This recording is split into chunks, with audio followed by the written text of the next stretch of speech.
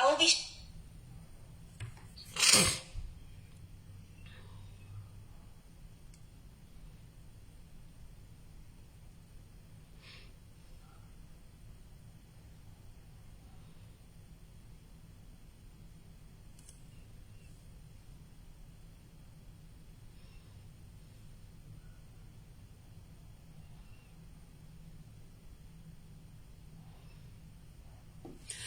Mamukase guys, mamukase guys, mamukase guys, mamukase.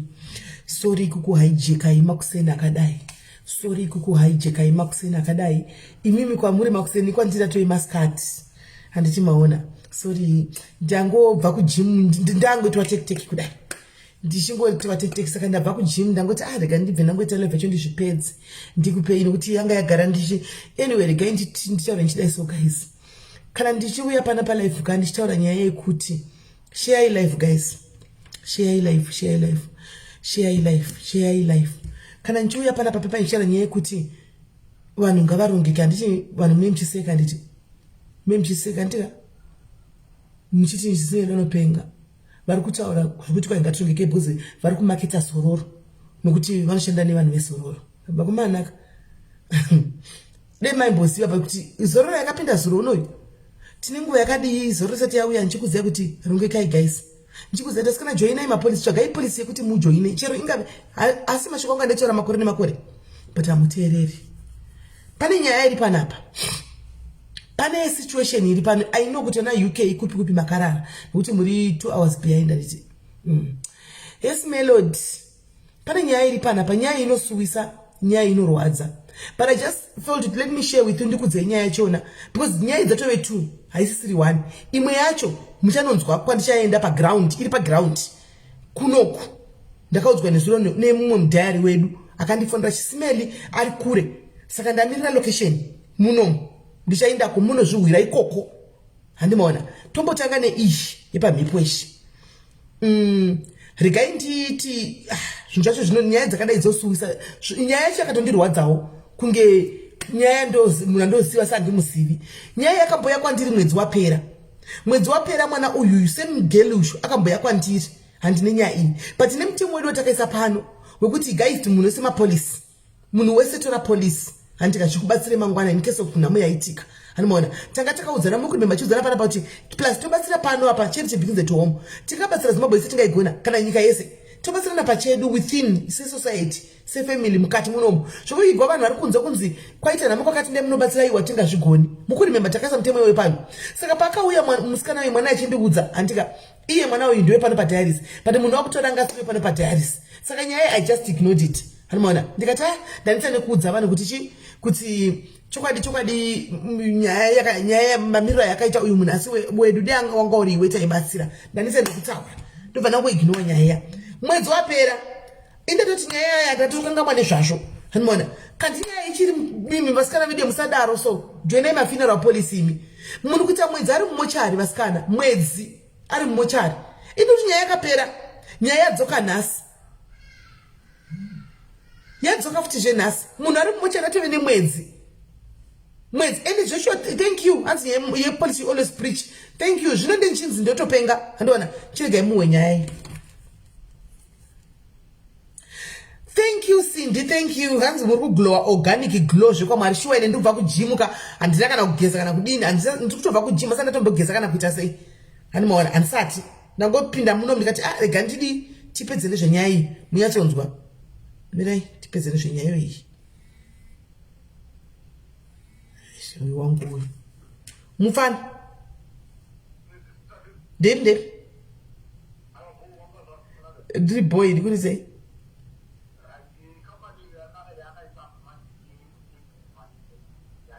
aiwa kambani ndakupa chete ndaiwa kambani ndakupa kuti uone zvatiri kuda handi iwewe zvinhu izvozvo zvirimo mutauni iwewe handika iwewe uchita run around mutauni ndimomo wondipa quotation ehe saka iwe uchitopinda pabasa because munhu ari kuda answer yake before the end of the day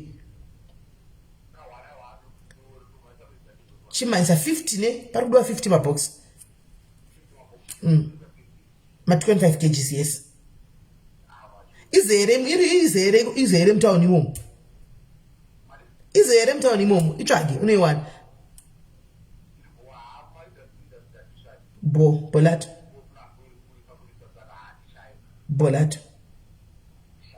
sharp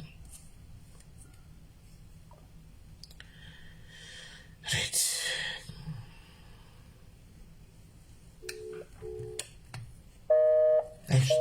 so regai ari pafoni semunhu ari kubata nyaya dzefuneral idzi handika thank you Irene semunhu Irene that is the first time ever since ndichikuzivira pano padiaries that is the first positive comment yawaisawo nhasi Irene first positive comment chinguri wandokuziva pano first uri ghost akwasi nhasi waisa positive comment kwanzi nails on flick thank you manails ndakaiswa nevana vaya mufunge vana vaya vari kujobhekwa ndakanga nena zero kunogadzikwa dumbu kuya ndiko ndakaiswa manails uku hanomaona saka ngatisapotewo vana vedu kunogadzikwa manails kumatumbi kokuya thank you madiaries nesapoti yenyu vese thank you nesapoti yenyu mese handitika nokutura kwana foni yangu isingadaviro ndinenge ndiri busy hanonoti handigari pafoni kana isingadaviro ndiri busy asi kana une chido chokuda kundibata uchanditraya kusvika wandiwana munin'ina uchanditraya kusvika wandiwana yesi brand nokuti ndinomboitawo izvo ndikatopedza nembanapa ndakutomboitawo business ranguwo saka vanhu vanenge vachifona dzimwe nguva foni ndakaisa kwanisa kudistebhekana because ngangobata foni kudai hapachine chatoita right abva fona back right hello yes munin'ina uri sei right thank you munin'ina tave pana pane nyaya yemusikana uyu yemwana uyu wokuurayiwa uyu tida kuti tange tanzwisisa nyaya izvi sere ini maaudio ndinawo makandi pasi timu riri pano harisi kuziva kuti zvakamira sei ndinodetsere kubva pakutanga chakaitika ndechekuti musikana uyu akanotsvaga basa pane umwe mutosa uyu kunokurumbu kune matosa tiri kucape town saka akanotsvaga basa kune umwe mutosa uyu ane fruit and veg ane kabhizinesi kake saka kabhizinesi kake kainako ikoko iye akanotsvaga basa achiti ndodawo basa rokuti rekutengesa pafruit and veg angangodyiwa nevamwe kuti mai ava mazana vanamusikana pafruit and veg ndobva aenda ipapo asvika ipapo akanzi namai vaivaya abasa riripo ndobva mwana aida kunotora handbag kumba kwaaigara saka pakanotora handbag akabva auya saka onana pano pamba ndichikuratidza kuti nodi unozoshanda sei ndobva ati horait saka dzakuma10 dzemanheru hanzi vakatogara panext door ndopanonzi panga ndopane makamera inangu makamera ndina kumaona ndakazongonzwa kuti panext door hanzi ndopane makamera ndobva anzi izvoni saka iwodi onana panapa namai vaye sikanzi vanga vachingori tu mumba kuda vachitaura nyaya dzavo dzokutano dzotanga basa sei anozodi yaitoriwo first day yake saka hanzi pakangosvika mota ndobva yaburutsa varume 2 wani hanzi vakapinda vese vari 2 ndobva vashuta amai vaya first hanzi futi dzakarira mozova kuti vanhu vanogona kunzwa futi dzichirira asi kuti vabude vazhinji vacho havabudi mudzimba but vanhu vanga vachakatoshuma hanzi futi dzakarira saka futi dzarira ndobva varume vaya vaita senge vabuda votange vabuda saka uyu ndofunga hanzi anga ascreama iri akahwanda pasi petable mumwe wamurume wacho ndobva adzokera kumashure anzwa kuti pane munhu adi amuona ndobva adzokera kumashure ndopakasvika chishuta uyu 2 shoots mumwe wacho uyu musikana uyu anganani anonzi shingai akashayika wake angana amai apa ndobva asvika chishuta shingai 2 shoots ndobva ashayika ndokufa kwavakaita polisi yakazouya vanhanzi vakatozopinda after 25 minutes ndobva vatoona kuti ndo zvanga zvaitika. Polisi ndobva yazouyawo ibva yatakura ndobva yatakura vanhu ndobva vaenda navo. Saka ndobva ndazofonerwawo zvikanzi zisu vacho varipi, zvikanzi vanogara kupi kwamakoti, kune kumwe kunoti kwamakoti uko, zvikanzi zisu vacho anogara kwamakoti. Ndobva vatora nhamba dzangu bhosi anga akanyora nhamba dzake pachibhuku kuti ningi ane chibhuku chakachiri muhandbag make ndomaanga akanyora nhamba. Saka vakazobva vatora chibhuku chiya ndobva vatanga kutarisa manhamba ndopavangandifonera. Pavakandifonera ndobva ndazoenda ndobva ndatanga kuenda kupolisi. Ndikazobva kupolisi takuenda ikoko pakashutirwa pacho ndobva ndapaonawo ndobva ndazorondedzerwa zvanga zvaitika ipapo.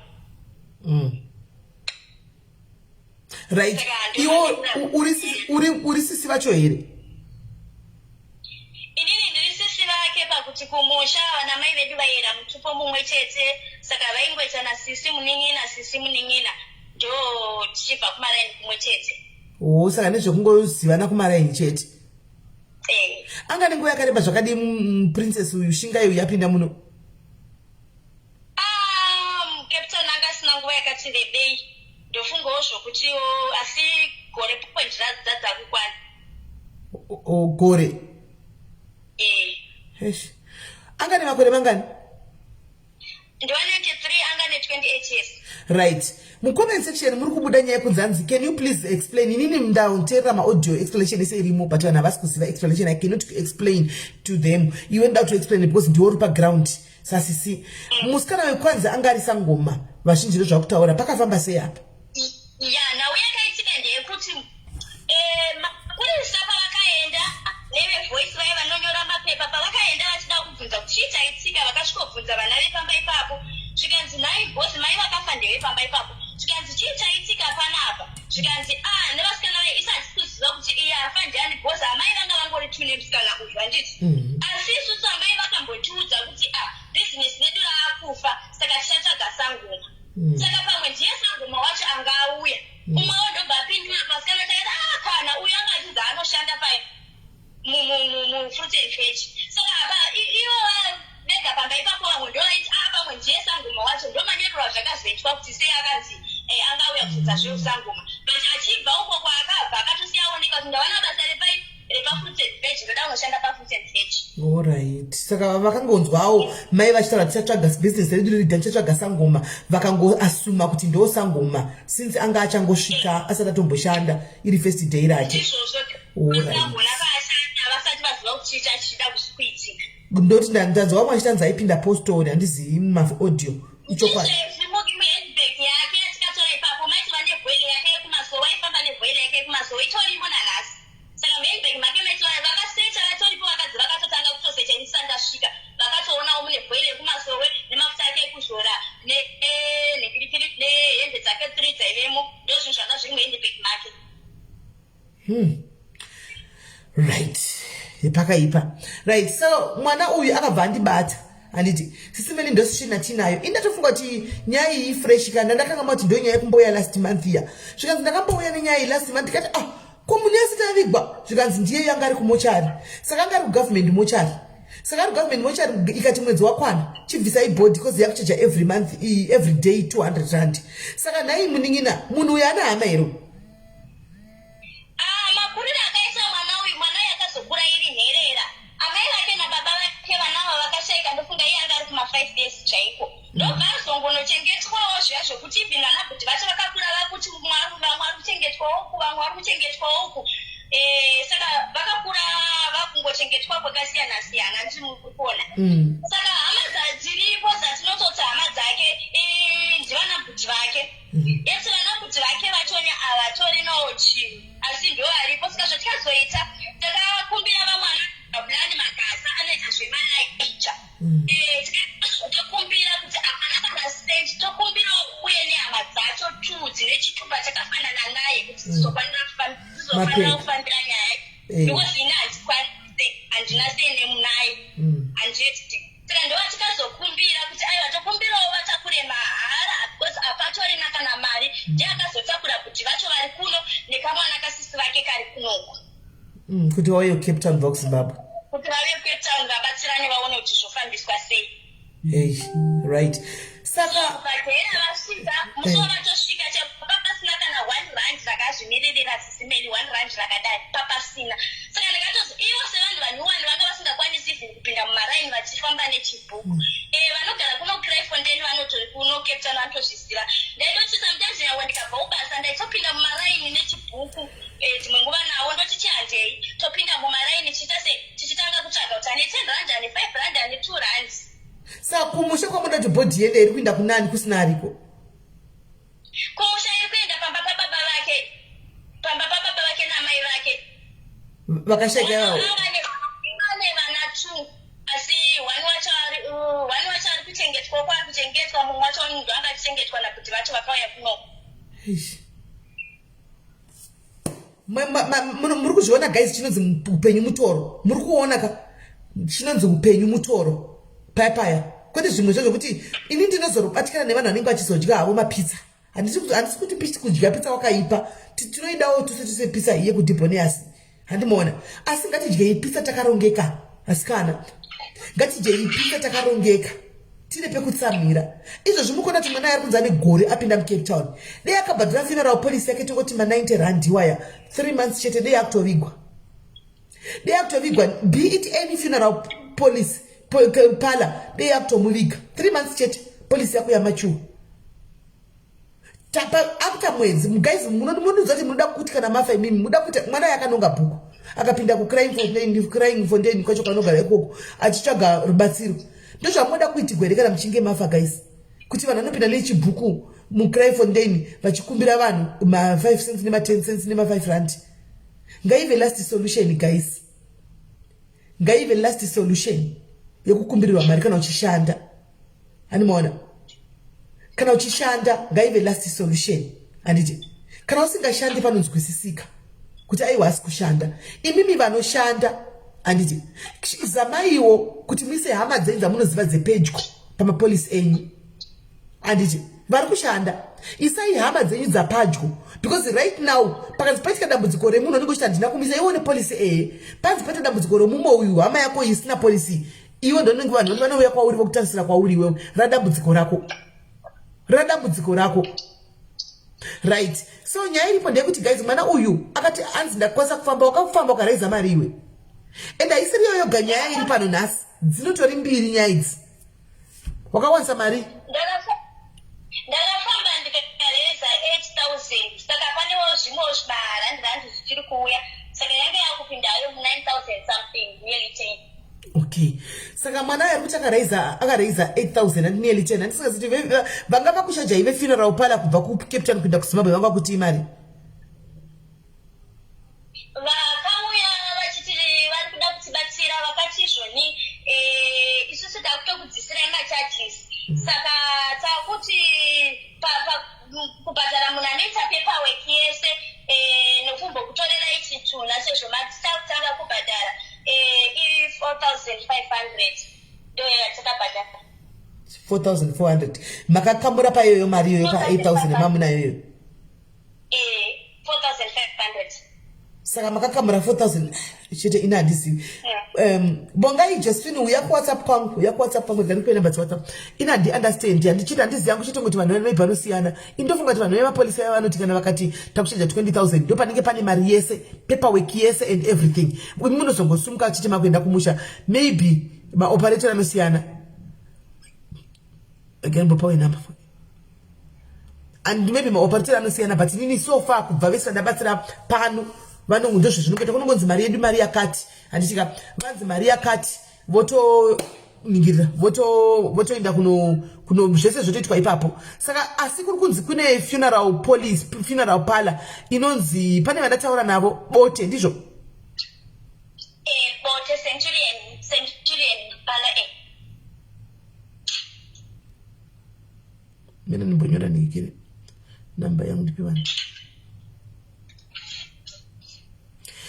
Pane pane inonzi kwai centurion iyoyo bote iyoyo yamheno handimaona saka vari Cape Town ikoko ndofunga vakati vanzwawo nyaya iyi handika pane munhu akati hatichauti kwauri vakati vabatsira saka so president kuri kunzi ndo vakatora bhodhi ndo vanayo handitika vatora bhodhi ndo vanayo saka panga paita nyaya imwana ipanga auya ini nekungoziva vanhu vanopota chidai kubatsirawo pana anadaiti hatichauta kanditi alright no problem togona kunotora bhodhi yachona then totangira ipapo tona toita sei but ndazoti aiwa zvichaiti chirega kunotora bhodhi because bhodhi chi yanzi iri kune mwe funeral police handiti kune mwe funeral pala handika saka vese vefuneral pala iyi hatizivi tokutenda iwo nekubatsira kwamaitawo mazimbabwenzi aya handika ndodazotaura navo ndikati saka how sure are you kuti zvikanzi aiwa ndiri kuvabatsira I'll make sure kuti bhodhi yadi yaenda kuzimbabwe ava vekambani yacho yecenurion iyoyo namba handiizivi handimaona saka vanzi tiri kuibatsira kubhodhi kuti inde kuzimbabwe ndozvavataura saka toda kutenda ivo vecenurion nekubatsira kwamaita thank you very much but guys tionesane vecenurioniwo I hope kuti Evelyn vakabva kwese ikoko imbomira kuti mazita inozikamwa zvoti anenge vatomboindako panenge pane zvinenge zvatomboitika imbomira kuti unzira kuti maditaura nevakati nevakati kunenge kwatombobviwa kwese ikoko handimaona hapana tingangotanga kungonzi kwaenda kundota nemahombe kuti amunenge muchizive kuti pakatanga kudai ranotanga kutoenda apa votanga kuenda apa pozvonesa pozongoitawo handiri kuzva kuti mwana munhu yakunzi agara mwedzi ari mumochari mwedzi mwana uyu ari mumochari ndo maari nanhasi mwedzi wakwana animachiona saka toda kuvatendawo vecenurion ava vaitawo zvakanaka mazimbabwenzi ndo kubatana kwatenge tida ndo community building handiti tichitaurai kuti kubatana handitika pamwe chete zvinhu zvakanaka handitika so tinovimba kuti bhodhi iyi mazuva mashoma ari kutevera ipapapa vachaendesawo bhodhi kumusha handitika tinototenda tende winovimba kuti mazuva ari kutevera ivava vekambani yatora bhodhi mwana uyu anenge ari kumusha awanewo kuvigwa kumusha handitika nedignity pamusha pachero pasina aripo hacho papo awane kuvigwa mune zvakanaka nedignity pamusha pababa wake ipapo namuya dambudziko iri saka handizivi kuti isusu semazimbabwenzi muningina toda kutenda ufunge nekubata kwakaita haisi nyore vazhinji kana vachinge vawani kufonegwa ende haisi hama yako yapadyo kungozi vana kumusha handiwana kuzana kumusha vazhinji vachinge vafonegwa nemapurisa paita dambudziko rakadai kunzi wawanikwa wakanyogwa muchibhuku uya kuno munhu yafa vanototiza kuti handimuzivi kuramba munhu chitunha kuti handitomuzivi handiwaona so mwoyo wako wakaita muningina kutoti wakasimuka haisi hama yako yeblood imunhu wokungoziva kumusha ukasimuka ukaita maarrangement ukamira ukadichisiya basa rako rangochita ndoda kutenda ufunge mwari wakuitire zvakanaka ramba nemwoyo wako iwoyo ramba nemwoyo wako mwari vakuvhurire zvizvo zvomwoyo wako zviitike usaitire uyuyu waunga uchiti ndinomuzivira kumusha chete uitire nevamwewo anditi wagona zvekuti well done wagona zvekuti anditika right thank you muningina thank you just pray and hope kuti mazuva ari kuteverewa yaya vefuneral pala iyi vanenge vaendesa kumusha nonge uchingozonipawo feedback. Alright, thank you very much. Ane moyo wakanaka mwana uyu, ane moyo wake. Vazhinji vanotiza, vanoti imagine kuti uri mupenyu uchiuya ku South Africa muno mwasvika mu Cape Town mu Joburg ofonera munhu kuti ndasvika ndauya ndokumbira wako chero ndana kudzivira foni mai mwana, kukudzimira foni. Uyu mwana uyu akasimuka katenderera nemaraini achinda kunotsvakana nechema kunomirira kupolisi kupa maigona tosungwa but mwari vakagomuchengetedza mutungotaura kuti example yekuti munhu unogona kutoenda kunzi mapepa ako akatosungwa but akasimuka akaenda handimaona akanosvika akatofambira nyaya dzichona nhasi saka we just pray kuti mazuva ari kutevera uyu mwana uyu 1 month yawandisa vasikana vemafunerali vachatakura bhodhi kuti awane kunoradzikwa awane kunozorora mweya wake uwanewo kuzorora handiti masviona takungovimbawo izvozvo right saka imwe iyi yechitu iri kuya ndakamirira location guys ndeyekuti muchange muchinzwa ikoko handiti kutaura nyaya dzindisingadzizivi ndichanosvikapo zvakare handika tinowa kuti nyaya iyi yakamira sei nokuti pari kunzizve futizve anga ari musikana akaishanda mudzimba namadhumba handitika akarwara ari pabasa ipapo vanzi vairamba kuti apiwe off saka musi wakazongopiwa off one day achisvika kumba kwabhudhi wake akaona kuti aya munhu ari kutorwara ushu kwakutomutakura kumutsa muhospital umo muno murezimbasembeki kwatosvika achifa saka wobhudhi vachona varipowo nyamino nyaenda handizivi regai nditanganaenda muchano be the judge mimi muchanojaja mimi kana tasvikako ndakamirira nyikikiri ndinoona social background kuti pari kunzi pakatongoomawo handimaona saka reason why ndichiita malife aya akadai nechida kuti kune vaya vanenge vachiti kwaisa hatiteki kudla pizza hatiteki kudla KFC chidla KFC nepizza sichidla une chibepa chako une chikadhi chako chekuti ndakadi kana kuti une mauri musystem kuti wakajoina funeral police anditi zvinodaka tisati tinozvida asi izvi zvii priority. This is a priority. Handimaona This is a need.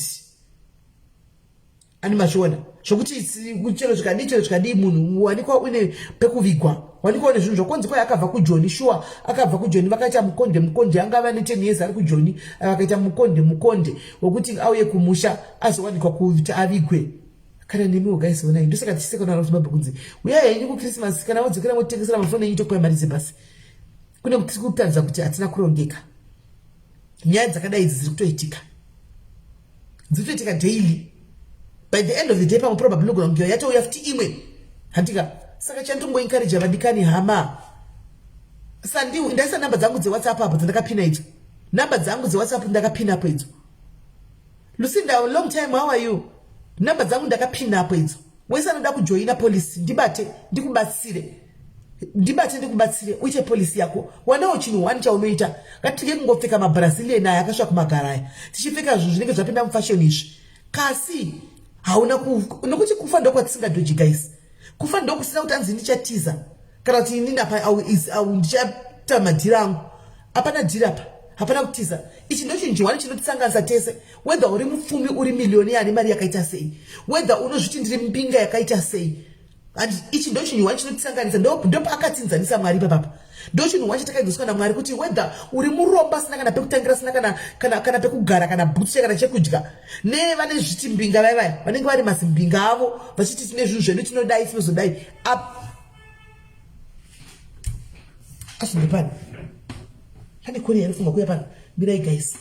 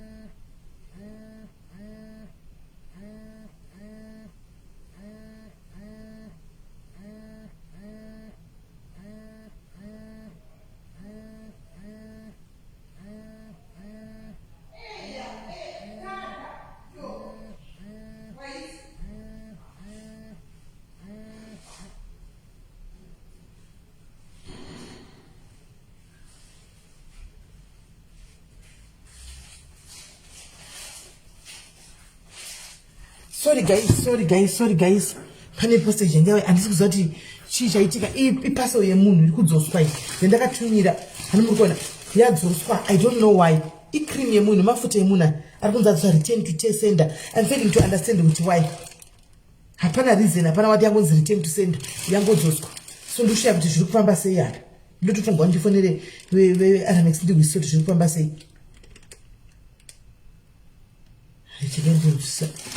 Ndizvise zviri kufamba sei. Hanzi foni yasara ichiri yangu inoringa zve every day. Yangu inoringa zvokutodaro trish. Yangu call center kafoni. handimaona. Saka guys ndonyaya tichidi tionesane titaure handimaona kuti ngative vanhu varikuti vakarongeka tichainzaniswa nerufu handimaona tichainzaniswa nerufu tese. Hazvina basa kuti unogara muimba yakaita sei kana kuti unodhiraivha mota yakaita sei kana kuti unopfeka zvinhu zvakaita sei kana kuti unodya zvinhu zvakaita sei kasi rufu handimaona. Watotsvaga futi medical aid. Medical aid vachitadza kubhadhara 89 rand lolo yefuneral kuzoti medical aid vangabhadhari havadi vanhu havadi ndofunga kuti vanhu panguva iyoyo kana vanenge vachifunga kuti hatifi here ndofunga tine mweya wekutya kufa saka unotiudza kuti tine chifunga kuti hatifi tobva tafunga kuti tichagara nekusingaperi handimaona ofuchi hazviitiki hakuna munhu anogara nekusingaperi kufa murawo waMwari tinotongofa tese whether we like it or not tinotongofa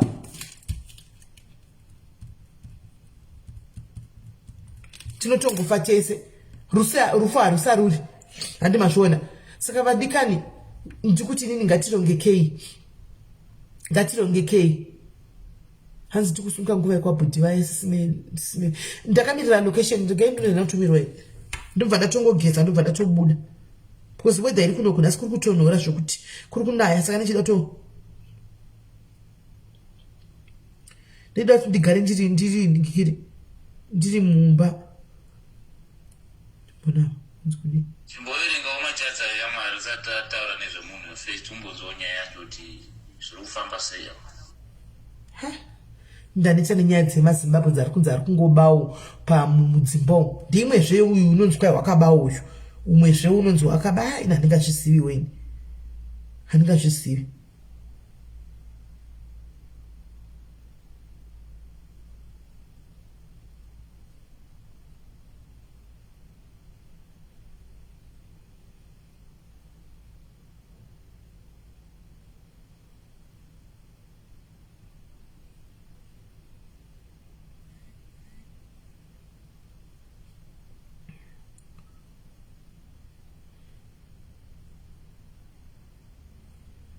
Uda kutsvaga conversion yangu nene ngeseti yatumigwa apa isati yatumigwa apa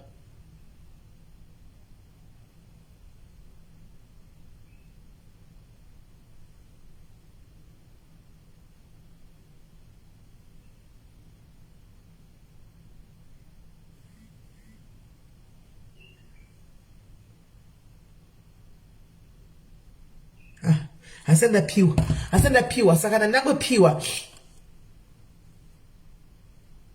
nyaya dzehama nemarura nemakoti ritarini tichaita tadiwa nashe tichaita saka apa ndonyaya ndangoyana yapa andika tichazouya hedu nedzana time Friday nedzana profesi inonzi Tinder swindler in SA. Alright, Irene Bo animaona Tinder swindler tichauya nayo saka ameno guys. Yes, keep your house in order. Thank you mkadzazere ndizvo chaizvo ndizvo vari kudiaspora vhurirai vabereki venyu vhurirai vana vabereki venyu nanamai nanavakomana nananin'ina vavhurirei mapolisi mune muchibhadhara imi vavhurirei. Don't tell them but ingovhurai kuitira kuti pakanzi paitika chaitika vanongozoonawo zvichisvika. Kwanza ndokumbira kuona maneuzi enyu vana vane zuro vaivai ndo vari kuita izvi saka munoenda kunosapota. Thank you kune vese vakaenda kunosapota vakaisa appointment yekuenda kuno vana vaya kunogadzikwa matumbu kunofuriziwa matumbu. Thank you very much mamoyo. Thank you munin'ina. Thank you mamo. Thank you mamo. Ndiri mamoyo kaina ndinoziziva hanzi saka simene satinacho ndine mamwe macommitments atinawo asi togona kumboti taure tiri panapa. Ndine mamwe macommitments atinawo andinawo panapa saka regai tingoti taure nyaya yataugwa mucomment section hanzi saka dombo aufa ewa ndinofa kuenda 6 sessions izvo iri muri kurwadza muzasi muri kurwadza plus weight unokaura asi muzasi muri kurwadza 6 sessions kanipa pamuchaonazve 6 sessions ndipo pamuchaona vana vari kuJoburg manje gorosa vanogona ari kuJoburg turipo panapa turi kuJoburg uko inonzi boutique inonzi ndikudiko mina ndinyore nhamba dzavo vakangwara vatozada kuseruku vatoda kuvhura polisi vakangwara hanzi vanoda kuva hanzi vebelt aiwa belt harina kuuya belt rakanzi richatumigwa nhasi suro harina kuuya belt rakanzi richatumigwa nhasi mangwana handizivi but kune rakunzi vakapiwa ma10% ameno plus nyaya dzacho dei vanga vari pagreenwold vazvifonera voga vataura nyaya dzavo vega kosi sidhori vemachanks sidhori ndevapa aiwa mangwana ndokune 11 ndoziva akanaka anogoaiwa akanaka anogona akanaka anogona hanzi vebotswana todi vebotswana munotora polisi inenge ichinzi funeral diaspora because hamusi musa but munotora inenge yakangochipa still reasonable munotora vebotswana uya mimi kuseru unotora yako yebotswana unotora yebotswana ungatedza kufa kuvigwa nokuti kwayo uri kubotswana unovigwa andimashona regai timbotaura nyaya yakuvigwa nouyu tingomanya nayo mbijana tingodai kana 30 minutes tobva tainda handiti kwanzi hama dziri kunetsa mudzimba umu kuvarora vachinge varogwa nehama kune hama vanatetina navamwene vanenge vachinetsa varora mudzimba nana baba munini vanenge vachida kukontrola maiguru vanenge vauya ngationesanei guys ngatiudzanei chokwadi handiti kana mwana wachinge arora mwana mukomana arora handi auya nemukadzi wake vana vamwene murora uyu mwana kwamuri hanimaona mwana kwamuri murora kana achingadi auya kumba kwenyu vana kuna natete vanenge varipo vanobva vaita combination namai kudai kuda kushungurudza murora imi vana vatete muzive kuti kwamuchanororwa handika muchange muri varorawo futi zvauri kudhishira mumwoyo ndozvaunodhishiwawo here ndizvauchanetera mumwe here handika koita timu rekuti varume vacho vanenge vaudza vasika varora vakadzi ava handika kana waudza mukadzi mumba wakugona kuvata nemukadzi wako muri 2 zvinoreva kuti wave chigondora wochizvimiririra handiti kazhinji kacho kana wana nemukadzi wako zvakangonaka kuti kana une self income ibva pamba pana mai inonolodya kwako wega go and have your own room nemukadzi wako nokuti unoshungurudziwa kana uri mamas boy mamas baby mai vachakondrola kusvika wati eke nemuridzo vanenge vachikuudza kuti mukadzi kuti ange vachazoda kubvunza kuti bedroom muri kuvata sei vanenge vachikondrola pane zvose finance yako vada kuziva hamene kuti ne mhaka yei vana vamwene tichitakamika kurwadziwa so kuona mwana wako murume mukadzi achipa mukadzi wake mari kuti mukadzi achikondrola mafinances vanenge vachida vana vamwene vari ivo vanoda kukondrola mafinances emwana wavo asi mwana ava nemukadzi kausho mwana ave nemukadzi saka mukadzi ndiye ave responsibility yake yekukondrola mafinances ake nemurume wake vana vamwene let's stop it nyaya yekuti wadatoziva wapuwa mari kana muchigara pavamwene itori dambudziko because unenge ukaona manhamba achidzika kudai sekune munhu anenge atsikwa konzi ukaona nhamba yadonha madonhero aita paka kune munhu atsikwa konzi but anyway zvakanaka pane kuti utize chigara uone kuti unobatsirika sei mira palive uone kuti unobatsirikana sei andimazviona siyanai nenyaya yekuti murora zvese unenge uida kutoti munhu ndinoda kutonga mwana wangu zvikazodai so mwana wangu zvikazodai kuita competition nemurora kuita competition nemurora murora akatengerwa nemurume wake bhutsu iwe amai vamwene uri kutoidawo bhutsu iyoyo vatete vari kutoidawo handika hanzi murova vate mubhuti vedu vakaroora munhasiri weklasi yavo weklasi yavo ndeupi vana vatete weklasi yavo ndeupi vana vatete tizive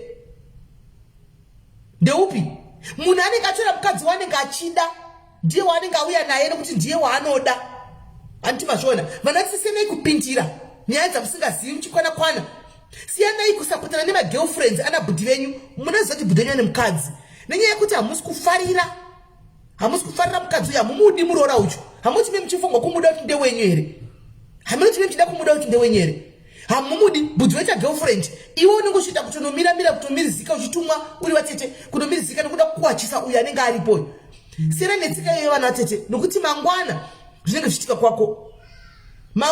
zvichiitika kwako handiti ende hazvizokunakidzi siyanai vana vamwene nevatete siyanai nekupinda nyaya dzevana isipinyandinya vanakomana vari pataiti vanakomana vari pataiti unoona vamwene mai vakazvona mai a whole lot of a grown up woman achira kuti ndinakamutakura murume uyu ndaini vasi wakamutakurazve handika patiko zvinavi nemukadzi wanokwirawo wanonga chikwirawo pachifuva handiti mukadzi wake wochirega aiti zvemba yake kune zvimwe zvirume zvinenge zviri mumacoment section muvarume handika vekuti muchiri kutongwana namai uritenga usati wapa waenda kunopa mukadzi mai kutonga kufurani kwamai kuti mai vaaprove kuti mukadzi anofanira kunogadzikwa musoro here mukadzi anofanirwa kunopiwa mari here kana wave murume ugogona kana uchiziva kuti uchiri kuda kutamba namai uchiudza mai uchipa mai vako mari uchibvunza mai kuti ndodai iwe usaroora chimbogara namai upe mai mari stereki handisi kuti varoora musapi vana vamwene venyu mari vana vamwene venyu ava nemiwo varora chakubata imbichana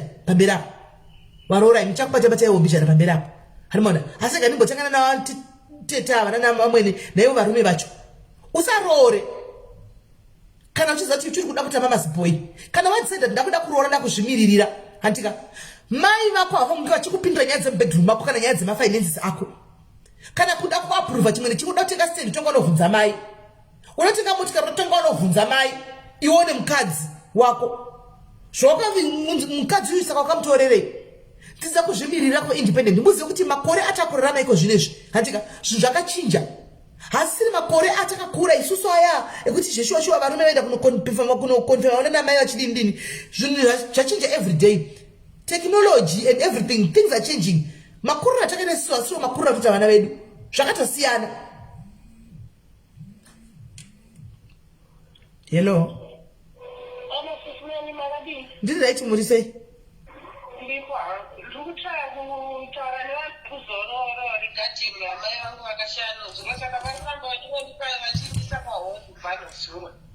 ndifonere kuwhatsapp kandi tione tatoisova izvozvi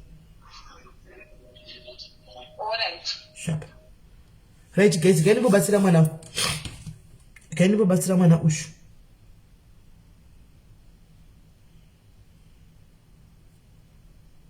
tida kuti tibatsire fast sikana tatopinda panyanga kudai titomboiti zvokundononoka kana takataura kuti zvinofamba sei ini kana nditori panyanga chete aiwa vanoona fire ari pinga chifo nakapa WhatsApp tuone kubatsira fast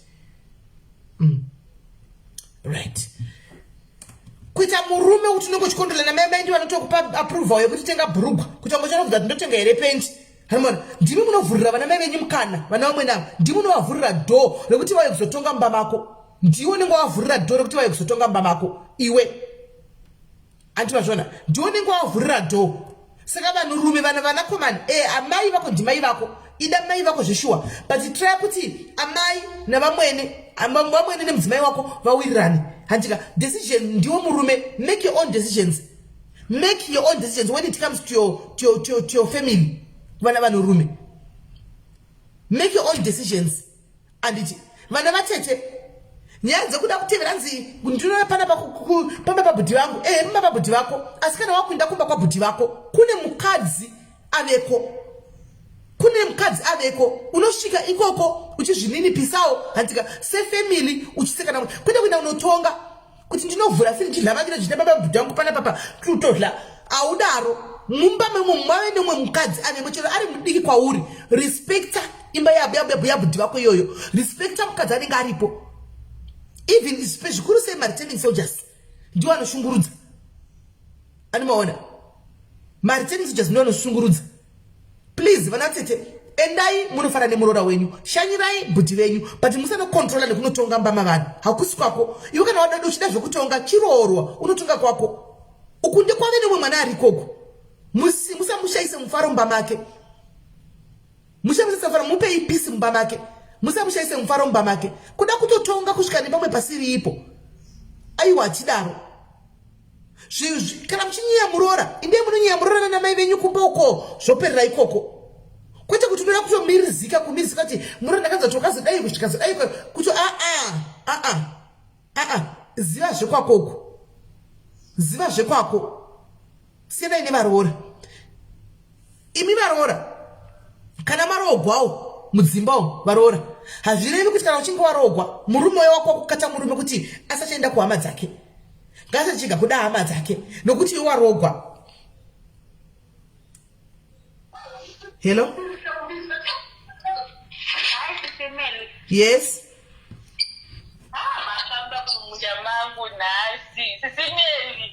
Uri kutuka vani?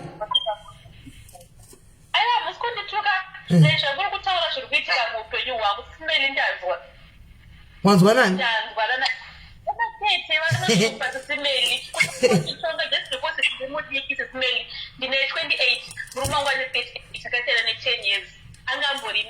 vakarambana nefirst wife yake. Saka life yake yese pavakaroora nefirst wife yanga anayo vaigara kumba kwemaparents avo. Saka inini pandakaroorwawo atida kunitora zvakanaka sisimeli ndakangoti ndichipedza kuona bva tauya kuno South Africa tinambobva tagara uko kwavo but tanzwa kuno kwachona sisimeli nacheche tanzwa sisimeli tanzwa vanoita sei anoyakuba nditonga sisimeli just because I'm young kwavari vahombe kwandiri sisimeli vanonditonga andikwasokucontrola iri mari kuna bhudhi vavo vakangozoti vadakana ice vanofonera bhudhi vavo vachakumbeshero bageti ndapera kwa vanofonera bhudhi vavo okuti bhudhi vavo havasi vanogara nemari yavo ndiyanoshanda mari yakawambereka yavo but haazi vanogara nemari yavo.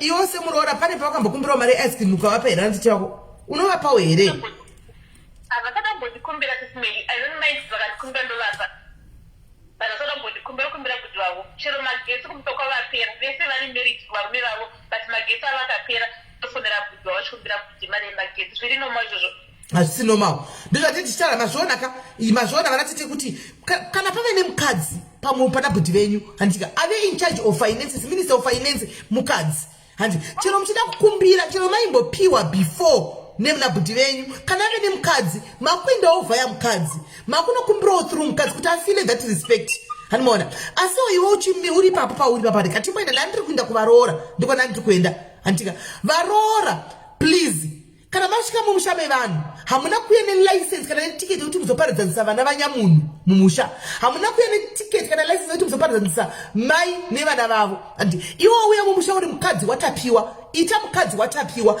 vamwene vako ndimai vako vatise ndivatete handi kwete kuti unonyeya nemurume wako wakana ti ukunyeya wakutoti nemurume wako mai vako vanoroya ndavabata mai wakuziva uroyiwe mumusha mavanhu iwe uri muroora kwayasuro wakuziva uroyiwa vamwene vako iwe wakarogwa kwayasuro uri muroora ziva zvokurogwa zvawakaona zviri mumusha mavanhu siya zviripo handiti musasvika muchitadzisa kukonanisa kungopinda kwakomurora mumusha mai nemwana vachataudzani vangochiurana zvakanaka mwana wemukomana atobhilivha kuti mai vangu vanondibatira mushonga vanondiroya mwana wemukomana atobhilivha kuti sisi vangu vari kutondiroya ndikubatirwa mushonga nokuti kwapinda iwewe wachiuya manje iwewe snake under the grass ndionenge achipinda manje wakutanga kunonyonganisa vanhu pamba pevanhu handiti muroora uri muroora handitika mira semuroora ukaona muroora vatete vako hanzvadzi nemurume wako vachinetsana usapindire zvausingazivi muroora mira kusaidhi vana vemunhu 1 ava rega vapedzerane vana vemunhu blood sticker than kuti vanorovana kutoita 6 months kana gore vasingataudzani mangwana vanofuma vakataudzana nekuti vana vemunhu umwe chete zvako zvokuti unopinda kutora saidhi woenda kusaidhi remurume wako kuti ndakutora saidhi andimona ndakuenda ini nemurume wangu titema akatoipa woda kupindira mangwana vanofuma gasana unonyariripi unozowirira nerina kuti tava iwe wakapindira nyaya yevanhu vanavo chete usapindire nyaya dzausingazivi ukaona vatanga kudendana mira kure uti zvingazvipindire naye vatete zvenyu nabhudhi yenyu nandapa ndokwana pedzeranai mira kure rega kusumudza kana shoko tisa kana shoko mazvinzwa musaise kana shoko nokuti hamuna pamunokwana utona muroora ari anofambisa umpiri yavamwene yekuroya murai yawa mumakuhwa manenge achifamba maraini munyaya yekungohwa kuti vamwene vako iwe vanozonoroya otofambisa shoko nayo kuti mhaya neshoko hello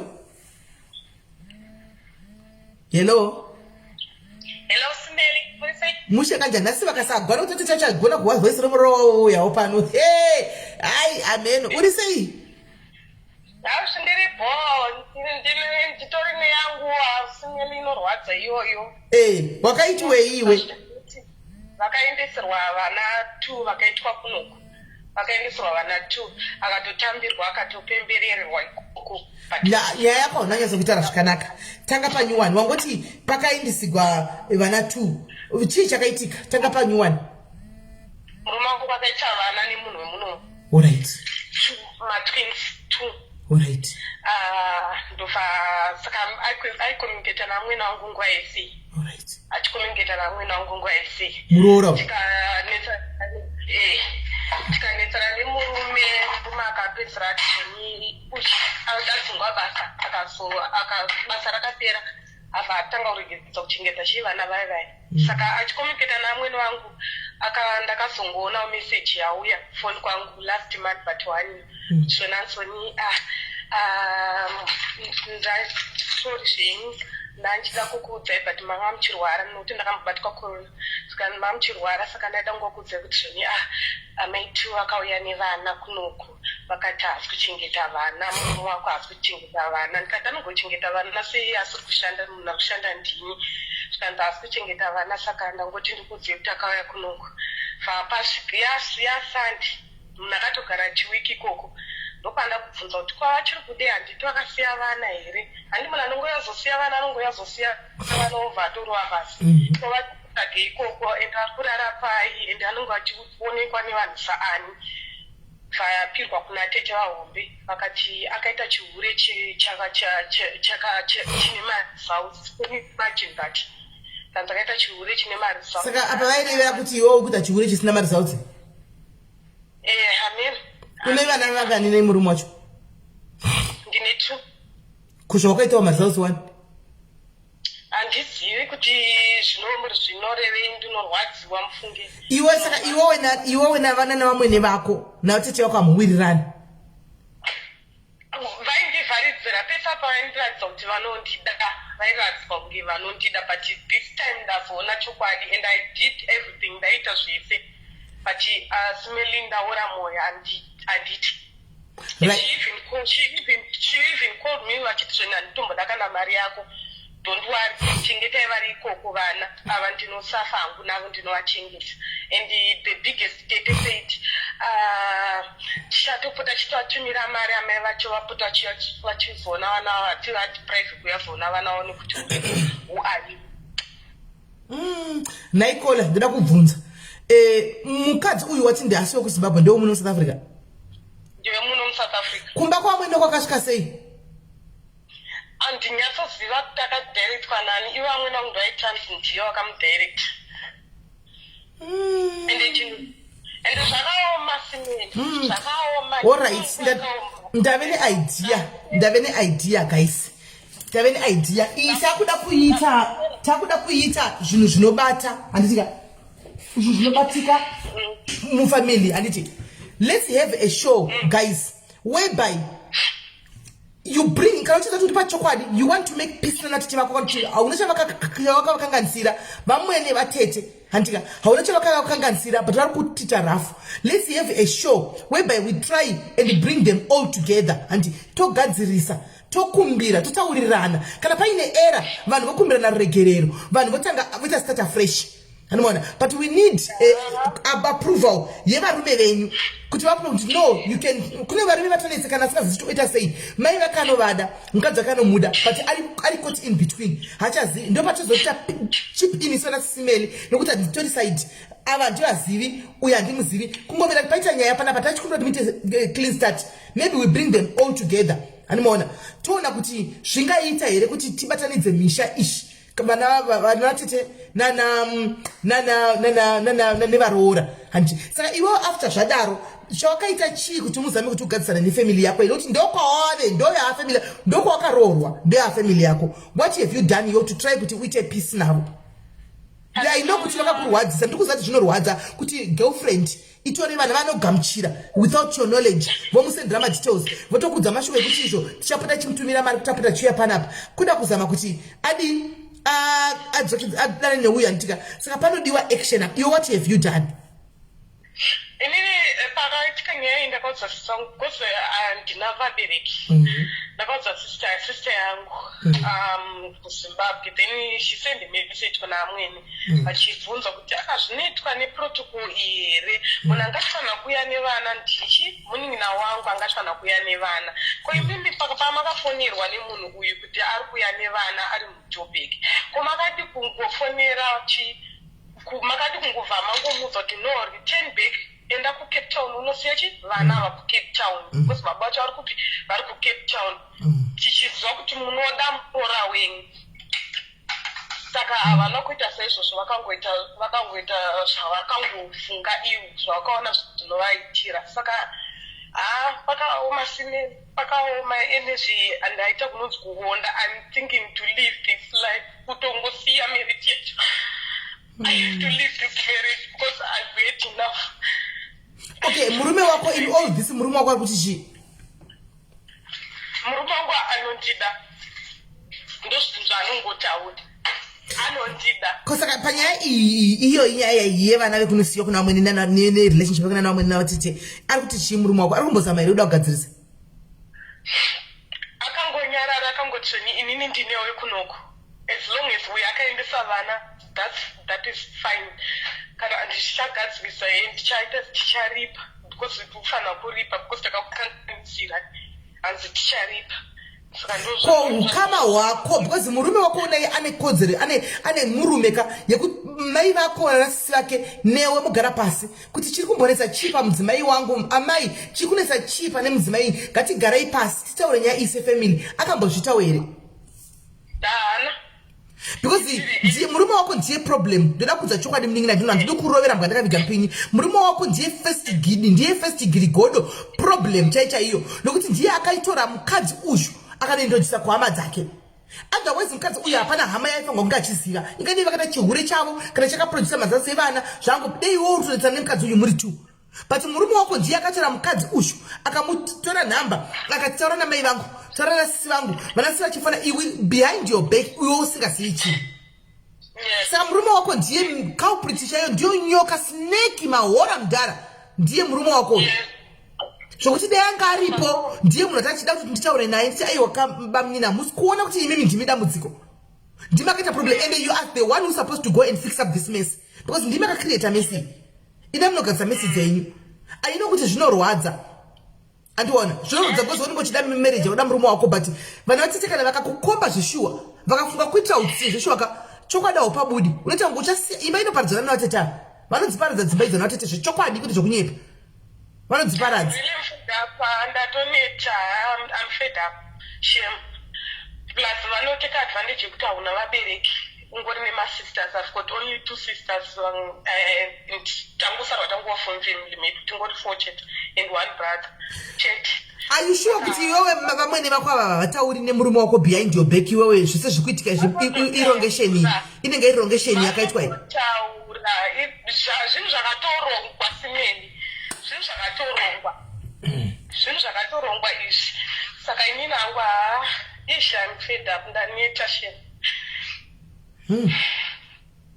right saka panyaya yakafanana neiyi handiti can I talk nemurume wako toga iwe uripo yes when anodzoka rini ine zvaenda kubasa apa ndiri kubasawo futi ndicharonga day ende ndokusendera message ronga day handika iwewe chada uchudza murume wako chokwadi kuti unozati chiininika pandasvika pakaomerwa ndafunga kuti ndakuda kusvika pabveje kuti ndisiye imba iyi ndataurawo nani nanasisi Melly handi vakati timbonzwawo kusegera murume wako kuti ari kuti chii kana murume wako achinge abvuma tikataura naye tikazotataura zvinhu zviri kuisika zvine musoro tomukumbira kuti aunze vanatete vake vauye vose mhuri panapa hatisi kuda kugwa navo ende hatisi kuda kuvadhika tongoda kuti paite ukama hwakanaka pakati pako navo kana tanzwa kuti murume wako handika ari kutaura zvinhu zvinonzwisisika ndofunga makamaona mamessages andakakutumirai kweinbox kwenyu I think you have seen my yeah izvozvo zvakaoma I think ndakavengwa nekuti I've got ndine vana vangu tu mukomana ndakarorwa nemukomana anga ari mukomana saka they were against it but iye murume mwana wavo ndiye akanotora hake mvana yake akauya nayo handiti saka ivo vari kukwana papi pamvana yomunhu apa pakamborwiwa zosvikira ndizobvisirwe pakambotomborwiwa zvakasimba saka iwe wakwaya nevana vako 2 mukazita 2 vamwe saka wave ne4 ha ende muri ko vana vacho vako vakabva navo 2 havaripi wanondogara naye wananogara hake kukumba kwako saka vari kutorwadziwa kuti waunogara naye vari kugarire apa inini I do everything ndofunga munozviziva I'm a hard working woman I'm a hard working lady ndinoita zvese saka there's no way anochengeta mwana wangu achengete mwana wangu and you know it very well ndakaende wataura chokwadi ndo pane problem ipapo because inini ndinoita zvese mwana wangu haatombozivi kana kutengera mwana wangu pendi I do everything even vake chaichaiyo tinoshandira varungu vanakanocheneswa nevarungu vavo mukona saka handitombode mari yaketomboda mari yake iye ndianitonditya mukona saka iwo chiri papa ndichoti mumba menyuma munogara you are doing practically everything mumba iye angori murume wekuti angokukwira chete muri kuona manje ndo pane problem but anoenda kubasa naiye akutomboendawo madhesi anaye ko paari kuuya nemari ko zvino izvi mari iri kuindepi yenezvi ndakamuudza trene rent must pay rent ndakamuudza anofanira rent anofanira kundibatsira kubhadhara transport yemwana ari kuenda kuchikoro necreche yemwana ini pachikafu ndiona pachikafu then netransport yangu at least he is trying his best because ndakatooma musoro this time akaita beta zvakadaro saka beta aiwa zvazviri kuita zvichiita gaisi nekuti wakushanda mazuva ano saka akabhadhirawo rentiwo akatengesawo aiwa saka apo tatopasiya because apa pamwe anga asingashandi pawaikafu iko zvino zvaakushandawo ochiitawo handika but still let's hear from the man regai ndigotaura nemurume wacho let me talk to the husband and hear kuti iye ari kuti chii murume wacho then we start from there handika so but munin'ina kana wazvipira tikuenda kune murume uyu be prepared kuti inogona kuzojika yoita make it or break it because akataura zvinhu zvinenge zvisingasonzwisika ini ndinozongochiona ita decision but mazvinzwira kazhinji pakadaro munhu anotsvedza mashoko ekutaura ndopaunoziva pfungwa dzemunhu andowani nokuti akazitakautaura zvinokuti ini kandingasina yangu noda kuti mukadzika zvakadai decision inenge yazove yako asi mared flags anenge atosumudzwa ipapo saka ichauzvitaura nemurume wako kana pamozondiudza kuti zvarinde ndifuri ndichatsvakawo umwe munhu wechikuruwo kana wechirume wokuti toita tiri 4 totaura naye tonzwa kana ari kuti yada kufikisa zvinhu izvi ochidedzerawo vana vatete ava tosangana navatete pano tonzwawo kuti vane problem newe ipi kana uriwo murume wedu kana problem iripo tokukumbirawo ruregerero newe uchikumbira ruregerero on behalf of iwewe kuti mutange clean start. Yeah, whatever chinenge zvaitika, I'm prepared for it. Kana kutongosiya ndorarama nevana vangu, I can do that. Ngatimbomira atinga kuencourage uchingotanga wasiya iko zvino atingaputsi imba yako toda kutanga tanzwisisa kuti chi problem chi pamwe zvinhu zvidiki chinogona kugadzirisika. Andite. Oh. Yeah, thank you so. All right, Muningina, it's okay. Thank you very much. No, don't worry. It's okay. Chanaka, sharp. Vanhu vakaremegwa guys. Vanhu vakaremegwa. Unaona? Saka vana vatete ndakudzokera futi pa topic yangu because ndato tichatomenda nemapati series 1 series 2 series 3 tichinda. Unaona? Saka vana vatete varora ndona chichaura nezvavo. Varora antika vana vatete vamukura navatete vasikasasvike pamba pehanzvadzi yavo nokuda kuti iwe wakarorwa. Havachakwanisi kusvika pamba pehanzvadzi yavo nokuti iwewe ndiwo kutoti azvino kuti kana warorwa kuparadzana nemhuri idzi wakutoisa demarcation handiti unombozama wose muroora ukazoona kuti ava vachona zvishosho vakashingirira vakutondidawo ndopatozogona kuti ashamwari tamba yako uvasiye vaite yava unoona but kana vari kutrya by all means kuda kusveredzawo mudhuze newe there is no need for you to shut the door out on them. They are trying kuti vaite ukama newe handika vari kutrya kuti vaite ukama newe semuroora vaite ukama nehanzvadzi yavo. Kune zvitopota zvevaroora zvirimo mucomment section mumadiaries zvirimo zvimasnake mudhara zviripo panapa chekuti kana vamwene chaicho vachida mwana wavo havachatemuzivi havachamuoni kana chisina kutaura kuti inda hachindi haindiko murume ndochotonga zvana chera nati mboya ari kufona. Hello SIS MELLY. Uri semuningina mushi ndokumbira kutaura panhamba idzodzidzi. No problem. Okay, SIS MELLY inini ndine problem wombesa yekubva kunana madzitete angu. Ndiri kubasa ne but nyaya yacho inondiita kuti ndive emotional. Muna December murume wangu akabatwa nematsotsi akapfurwa handiti. Kwandinoshanda ndakanga ndapuhwa mawheelchair ndakapuwa mawheelchair musi wa3 December nemurungu. Then pakuzofamba ndakazoona zuva achiti ari kuda mawheelchair, ari kutsvaga mawheelchair. Ndikati ndine mawheelchair aya rega ndimapeshi vari init handiti. Saka ndakatora mawheelchair aya ndikaudza zuva ndikati ndine mawheelchair 2 unozoya wotora. Tete vangu vakanditi usamupe mawheelchair, uda kufadza zuva, ini ndoda kuita pati, ndotenga hwawa nemawheelchair aya ndatowana ndawana bhaya. Ndikati aiwa ndopa zuva 1 ndosarawo ne1 imi yacho isiri kushanda yakafa. Ndemuni mogadzirisa iyoyo then motenga hwawa. Zvikanzi usamupe, haisi hama yako handiti. Ndakabva ndatora mawheelchair aya. Ndakabva ndatora wheelchair ndikapa zuva 1 akauya. So musi waita anouya zuva anozouya akatumira Uber kuti izotora mawheelchair, ende ivo vanga vakatomugarira. Vachizoona Uber ichiuya zuva pasina zvikanzi andiwaona wanga uchamukire chii mawheelchair iwayo wanga uchimukire. Okay, fast forward muna December musi wa23 Makuseni ndakatorara ndotozwa foni yarira hanzi murume wanyabatwa ngunzi uyai. Ndaenda paipa ndaona murume waya kapfurwa pahuro apa kuti vandaenda kuchipatara. Aenda kuchipatara murume waya ekujobek Joseph. Aenda kuchipatara dokta vakabva vanditi murume wenyu ari paralyzed, pakutodiwa mawheelchair ende hatina mawheelchair ezvimezvi manyowani, tine zvimawheelchair zvakapera, so we can't give you because mawheelchair apera. Basi ndabva ndadzokera kunana tete, imwe wheelchair iyaya vatotora vatotengesa vaita pati yavo.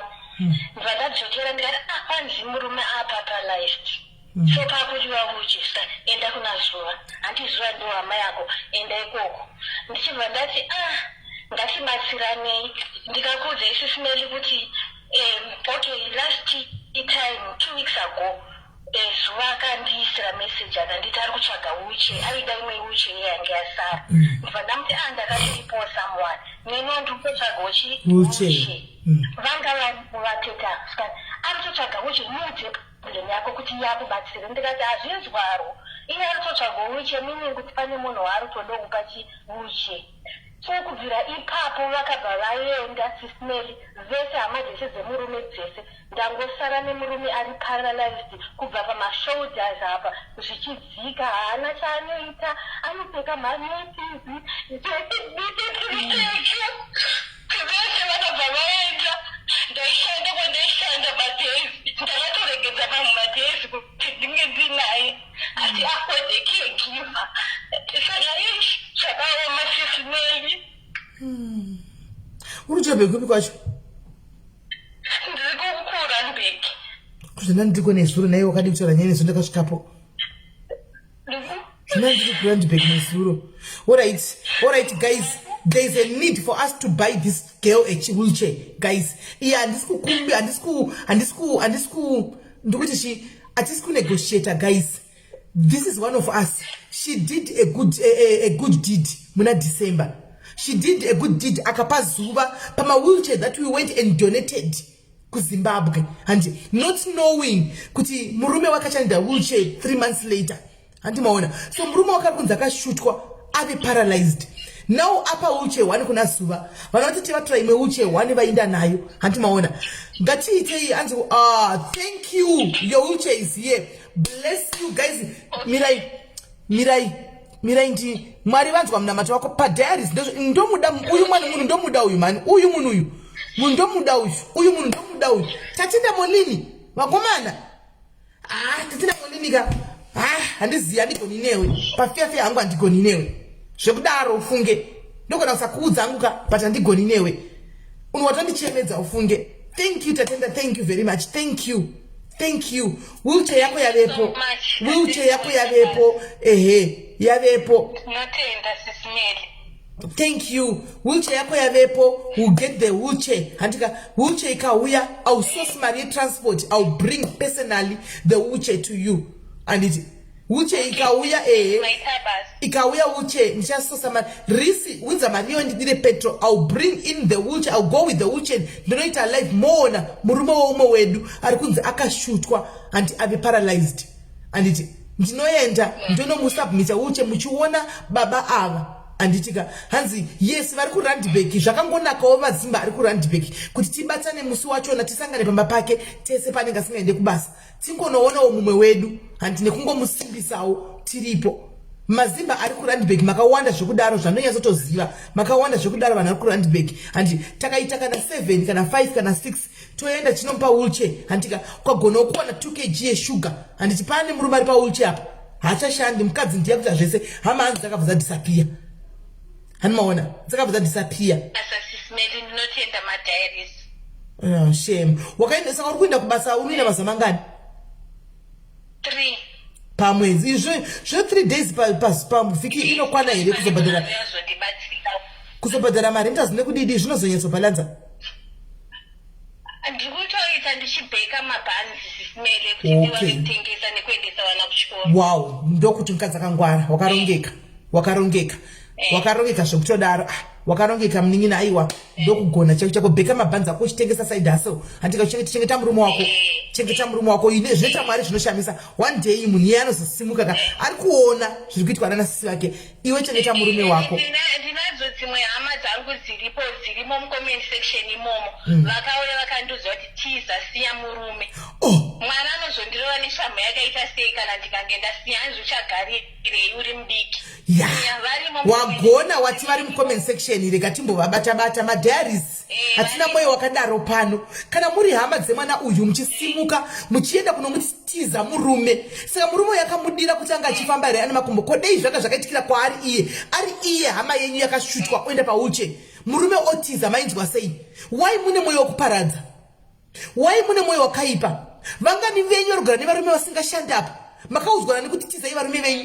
Vangani venyu varugara nevarume macabbage right now makaudzwana nekuti tizai varume venyu? Pfungwa idzodzo ndedzechihure makadziwanepi?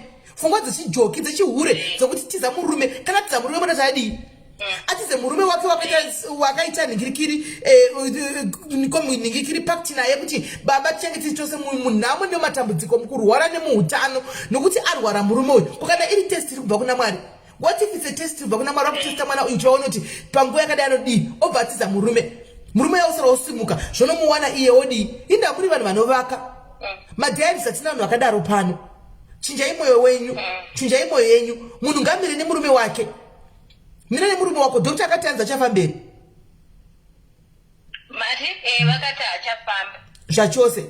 But vakati zvachose vakati maybe achazotanga kuzonzwa feel because vakati is now a quadriplegic C6. So ane imwe feeling ainayo kune rimwe side but rimwe side totally rato paralyzed. Left right hand at least anogona kurisumudza mbichana. So nekuti akazoiswa inonzi anotopfeka mapampas ane tube yeweti. Saka uneni dema jaipa futi.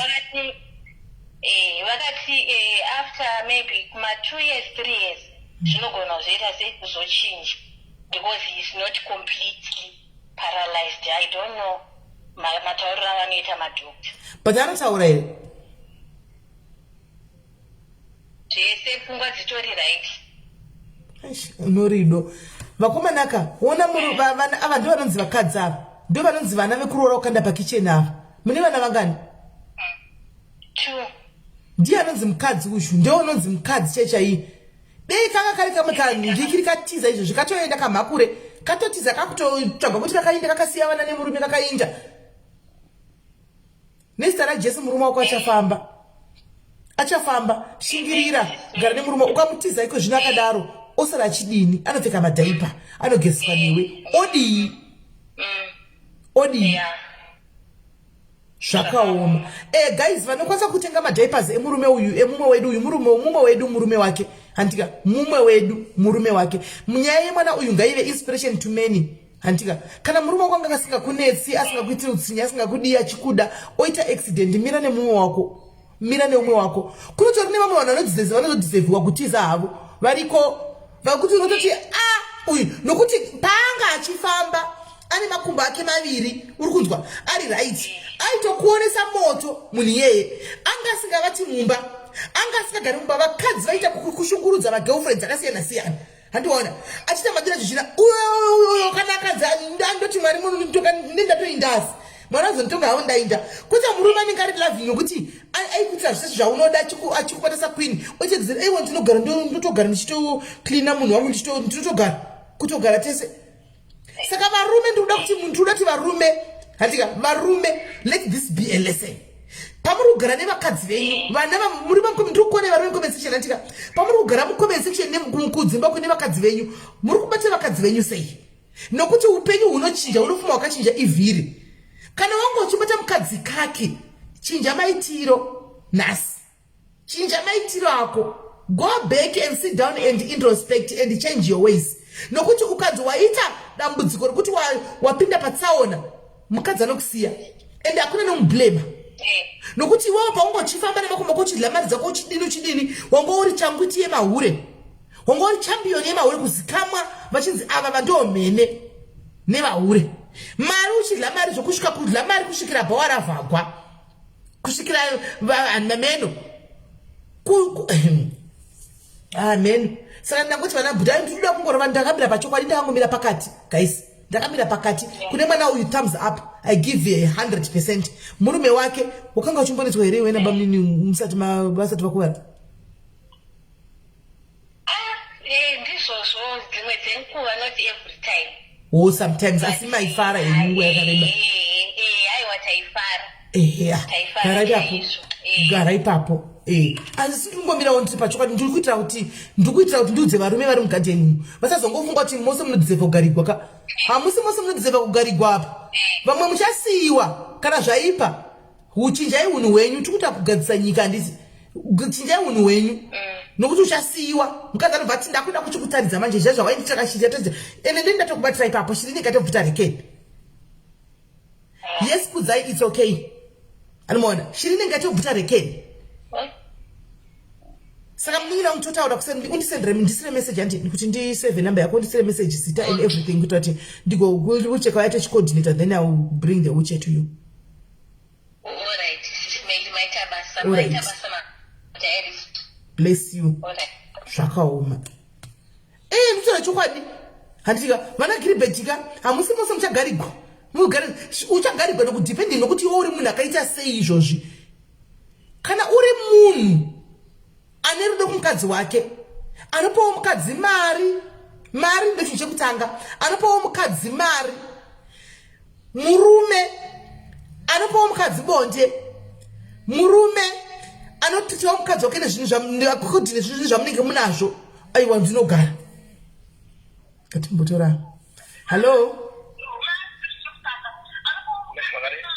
mudzimai imwe foni hanzvadzi mudzimai imwe foni tiripo makadii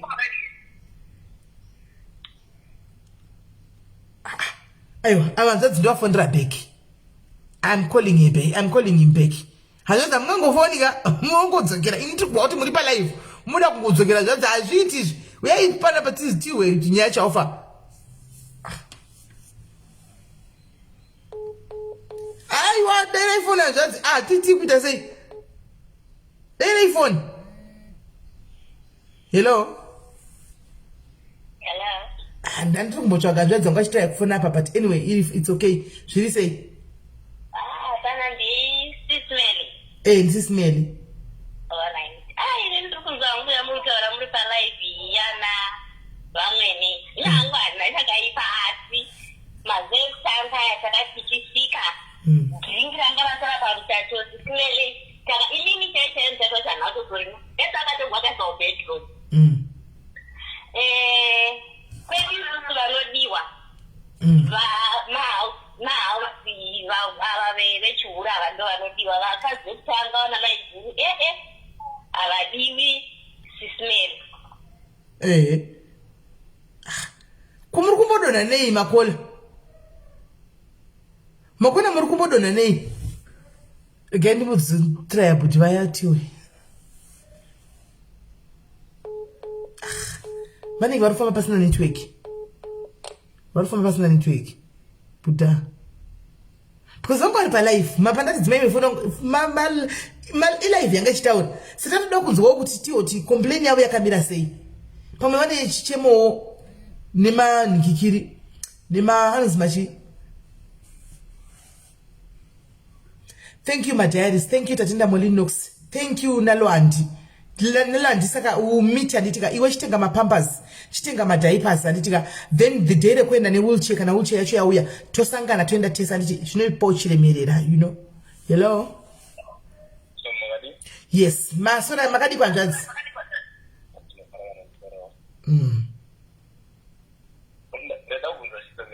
Are you married? Very much married.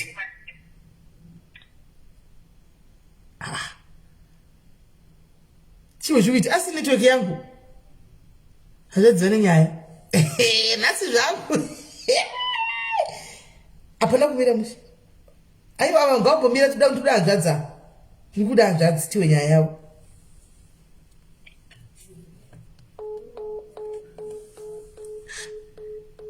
Zvinofamba seiko?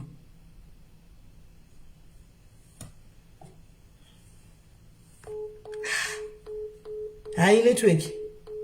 Hanzvadzi dzinofanira ipapi hanzvadzi dzokai. Vadzoka. Havasi.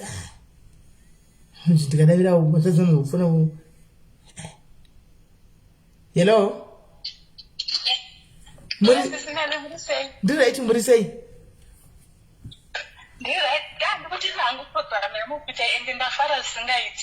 Wafarire ya. Andangopara hamune program yaunza because mamuchidzisa varora musaende kudzimba dzevanhu muda kuzinopuma vanhu muroyi shuwa ivapo ndafara zisingaiti vanhu ngatirorwei tosvika mudzimba dzevanhu tisasvika noti tana amwene vasingawirirani nehama nditika isadasvika tisikaita makuhwa kuda kusikoparadzanisa ngatiendei kunovaka SIS-MELLY kwete da unosvika tisikoparadzanisa dzimba dzevanhu kana kuparadzanisa hama ngatifambire chitafambire sisi kuti tinoita varora ndoda kusvika chinoparadzanisa naye vana teto vedu vega ngavadzikame tanzwa mudzimba munana tete tanzwa anda kutonga isingaite nekutumwa nekuti kwaungosina mwana dasoka kunozoti uri ngomwa akayazodya mari mumusha uri kuzvara kutonge mwana anotengeswa kumatomatisi kurengi nekuti dai aingotengeswa munhu aingonotora zveko kwaingonotenga uya naye zvinobosvika kuti dai handichada unoudzwa mashoko ekutika enda nokuchidzwa direct nokuti ekutinatiwa makuhwa kandouzoniyewo dai so vanouya kubaba kwauziva kudza kuti zvonishamari ukudyiwa mari mahara uyu munhu ingomwa yaizvari anenge ari mashoko ari kubuda kuno mumwe mukadzi wai mashoko anorwadza yekuti dzimwe ngotombogara pasi wochema woti ndofa here wozofunga wokuti iye ari kuvatete kumba kwavo kwavari kuzvarawo vana mwana wavo anogona kuzoshayawo futi mbereko kasi vari kuudza muroora kuti uri ngoma kana usina mwana daisoka auoni kwese chinhu mufamily hapana kana anombofaka kuda kana ingave mari ingava chi chinokumbiraka choenda kuna bhuti oro kune mwana wavo iwe umbofa wakatomboiswa ingave function chaicha inoda kuitwa chaichaika ingave nhamo chayaitika ndonopesa kutozozvinzwa kwakutodzigona mwana namaigura namaikaitika nhamo auoni kwese munhu. I think topic hiyo yekuti tiite nyaya yekuti vakadzi vasiri kuita mbereko mudzimba mutimbo yanayo ka nevarume titaurira nevarume nevakadzi varume should put a stop to this kudzimba dzavoko nevaunasi vavo. I think it's needed because ishoko rinorwadza kudza mumwe mwana womwe munhu tanzi notori ngoma vana tete mwana atengese kuShoprite mazvinzwa mwana atengese kuShoprite mwana anopiwa chipo chinobva kuna Mwari tichisikwa takadaisoka aigona ngosikwa ari iwewe usina mbereko chero dai waiziva kuti ndiwo usiri kuzvara handika hakuna anosikwa achiti Mwari ini musandipe mwana handika kune vakadzi vatambura nekudya zvavanodya zvakasiyana kuti aitewo mwana handiti and then iwewe zvaigona kuita iwewe usina kuita mbereko zvinogona kuita mwana wako andoza kuti anozoroorwa pamberi apo odza kuita mbereko unonzwa sei uchidza mwe mukadzi kuti iwewe hauzvari handika kana auya mubatsirika imbomira ndimbokudropa ndimbotora bhuti andokufonera bheki ndimbowa bhuti hello hanzvadzi madzoka madzoka hanzvadzi handiziti network yenyu irimboita sema ngamadona chokwadi kuno kuri bhosvo kuti kuri sei kwamuri? Kuno kwakanaka. 100 nenyaya tinzwe. Hadona futi. Zviri kumbofamba sei? Zvino ndowafonera pai? Hamona. Saka vana vatiteka problem yekuti muno. Hello? Hello?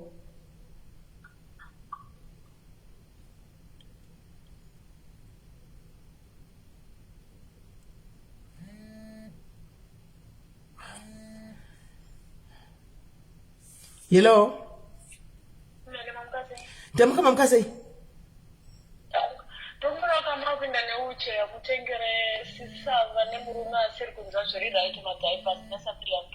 Oh, bless you. Bless you. You know, my diapers anoda kuikwa saisaya. Kuti yakamira sei? Handisiwe vanhu vakuru. Alright. Ndikandikomuza kuti mari. Bless you. By pana isa 300 yake kuti patengwe my diapers.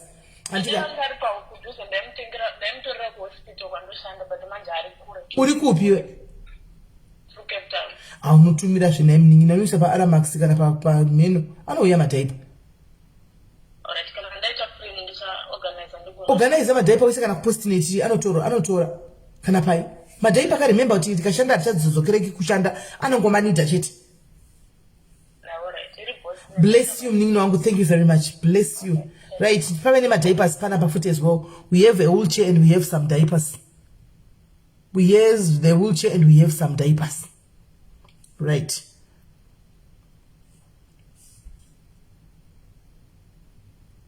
Saka nyaya yangu yanga iri pakutika guys anditi. Nyaya yangu yanga iri pakuti anditi. Hello? Hello? Hello? Hello? Hello? Hello? Hello? Yes.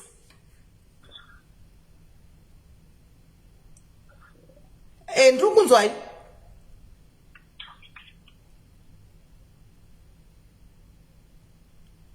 Tirikunzwai? Ndiwo Smelly. Muri sei kwanzvadzi? Ndiribozo wangu wadada.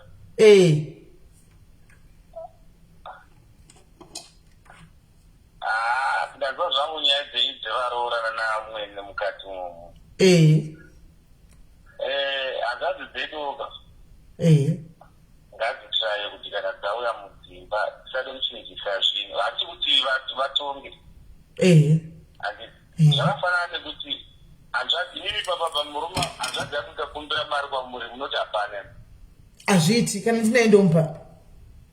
Kazhinji kacho. Kazhinji ndogona kuti hapanawo. Kunonga pati toda kutaura example nezvatinosanganawo nazvo. Ndizvozvo. Unoona kuti vanzvadzi anga ane problem nati ndakataura namai guru vakati handina kana sendi. Wobva watashomba. Wakatara hauchazotauri. Zvakafanana ini told that situation in Bamango right now. Alright.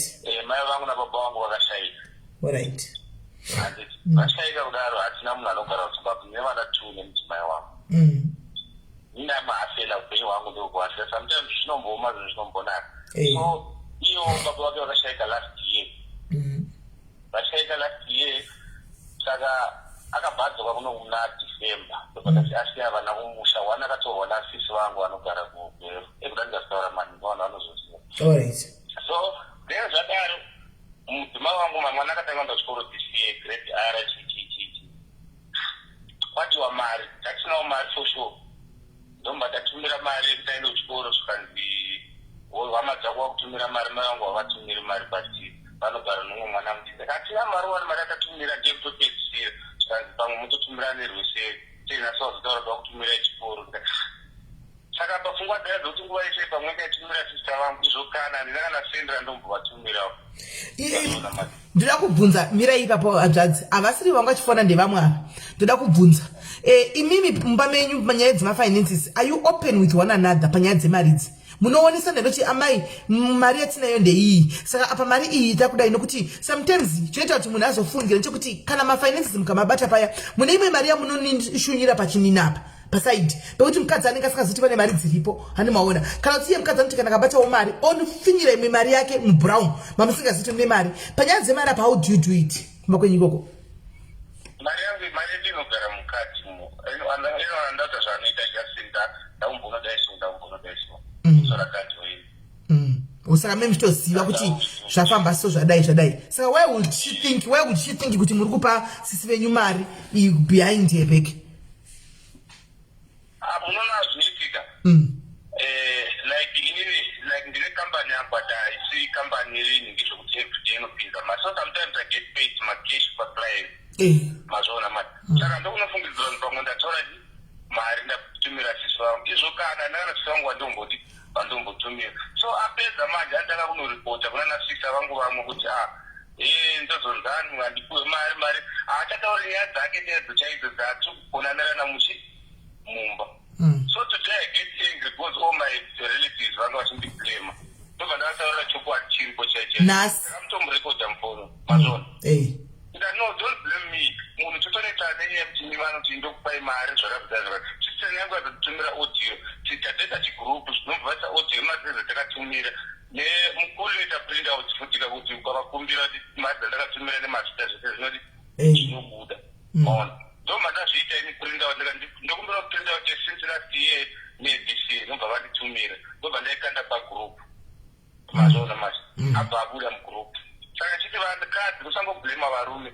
Yes, of course, mukadzi wako haungangotori mari usingotumira hama dzako zvisiri but ipapo vakadziwo zvavo vari kuzviwanda. Aiwa, ndosaka ini ndanichibata kwese mandiwa kuti ndatanga ndati vatete nevamwene ndikazoti varoora ndikazoti imimi varume vacho handititai kubhalanisa kwese because I know masizho dzakadaro ariko zveshuwa hobo ndo akatowanda ekuti edu vakadzi tinozogona idi kutaura tinozongovharidzira nekutaurisa handiona. So mukadzi wenyu ari pane mudzimai wenyu hapo panapa nokuti dei anga aripo mumwe wedu ari mumwe wedu taitomutsiura, it's wrong, taitomutsiura nokuti sometimes vakadzi hatiita havaiti zveshuwa handiti hatirambidzi kuti hama ngadzipiwe mari but dzinopiwawo mari kana iripowo handi pari kumwe mari iripowo yeextra iripo pane zvinhu zviri important zvida kuitwawo mari vanopiwa handiti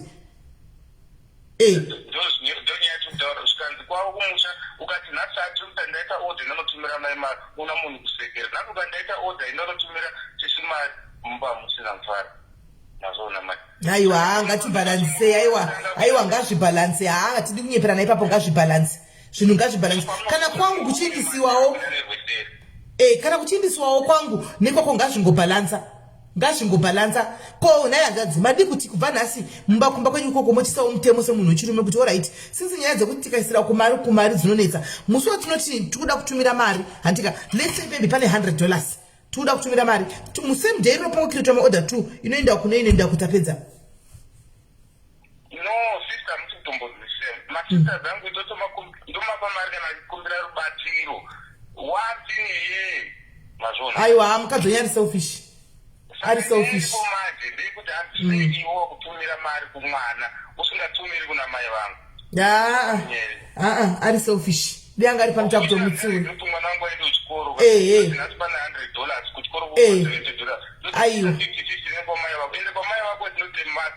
Ndandwa kuda musiwo ndotumira. Ndizvozvo. Aiwa ari selfish. Ari selfish. Ndianga ari pano chakutonyaso tomudhiga zvakanaka. Tifambe naye. Hatidi vanhu vakadaro. Hati matimchaya kuRandburg. Motiziva zveni mukutaura nani matimchaya kuRandburg. Ndasangana nemimbi naye. Hapo zvakati akaenda kuna vamwe sisi vangu akangoenda anatombooneka. Kutiza pamba. Naye kwamuri. Mati? Kutiza pamba. Nyaya dzemari dzinonetsa. Ndipei namba yake ndimufonere kuti uya pano iwe. Ndipei namba yake kuti uri kuita ikoko. Ndokumba kwako kwauri ikoko. Ndatichaya naye matimchaya kuRandburg. Kuti achakuinga kuseri kwenyu ikoko. Muzvati mukutaura neni zvinani zvedu. Ndosaka ndafona nenamba iyi. Handisi ndichazoona kana kuseri kwachona. Shokwadi mapudzano kusina hari chokwadi. Kana varume imi vakadzi kana varume voenda kunonyenga vana netuko moshora kuti kwai vanyengerei. Imi muri kupusha varume away. You are pushing. ende munozwa kuti gifimedi udafana pazvene mugona munogara mutaura zvinhu zvandoona zvinotomeka sense but ukazotaura kuhama dzako is it possible kuti munobuda mumba menyu momona kubhadhadha here muvasiya moenda moenda night ndipe mari ndakakwereta mari yekumutora yekuenda ku-night prayer kuti ndivati ndisipo ndovati ndisipo vasingazivi kuti ndiripi handimazvona aiwa zviti saka mukadzi wenyu anenge achiti ndikuindepi kana paanenge achinda musingazivi achibuda achinda kufikisa handamina kuti munhu vakadzi vanofunga dzakaita sei saka vari maatirambi akushanda zvipesheni zvedu but aiwa mukadzi wamunogara naye ei anoda kuti chimbo ane makore mangani mwana uyu ane 28 aiwa anoda kudzidziswa anoda kuudzwa kuti imba inoita sei anoda kubatsirwa apa mona zvazvinoita semumba ndinotengwa mudziyo zvezvezvofenicha obviously murume andinotenga mudziyo reka semaodropu zvemudzimba zvekuita sei angotsamwa zvipesa kumastatus for sale zvotonzi ya mirai ipapo hanzvadzi ipapo hasi yoga hwakawanda kumapiyano huri mukomenzi chenu hunoti kana makorana kumba kokutora zvinhu zvisa pastatus for sale kana kurongedza mabhegi wozodzoka apoisa kugedhe uko wozodzoka mumba uchida kuvhundisira murume ndakuinda uchiisa kugedhe ko mabhegi uko time wosina wambo kuti dzoka uda kunyengerwa wodzoka woga umwe muchiisa kubhegi kugedhe ukainda zvachose uchiisa kugedhe mapiyano arimo anozvita umu zvamutotaura izvozvo nezirofina tataenda kandimutsa kuma4 hanzi mukatitaura chakawa utombokwanisa kundinyengerera ndaurega ndikatakaita upenyu hwekunyengerera manjini aiwa izvozvo vakazara kunyengererwawo bhuti moita muchinyengererawo moita munyengerera mohonyanyise henyu munyengerera asi moita muchinyengererawo zvo anodawo kwakunyengererwa asi musewo mutadza kuti tinoita anotone pfungwa dzimwe namudiki cheko either uchiti ndiye oga here mucomment section vabvunze kana uchida kunyaso kubuda pachena ngavataure mucomment section mabhegi awa nekuita up and down pagedhe odzoka up down kuvhundisira varume ava saka kunozoona rimwe murume majeka ziganda goriya rekuti rotokutarisa kudaiso uchirongedza uchida kubuda utibuda rokuti buda magedhe asogedhe ona kudzoka ukasvika next time ndoita mabhegi ayakudzoswa mumba ndozviziva zvirimo mucomment section zvirimo aiwa unokanganisa regai tigogadza tigosangana tigotaura naye pasi tagara pasi tionesane naye haaziva ndakungoudzwa ndakutsiurwa chete asana aitoziva location kuti ndepapi but patichotariseri nichakuudzai then that day in particular toendawo zvinhu zvangu akasanganawo nemumwe munhu wechiri manenge aripo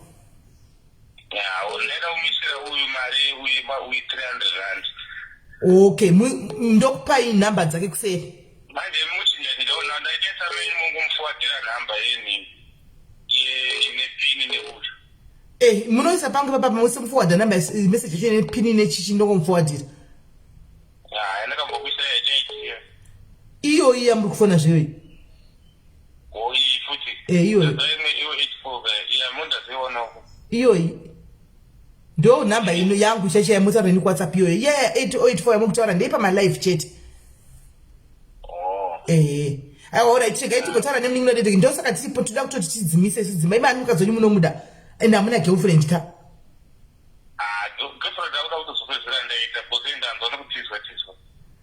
asi vonanopai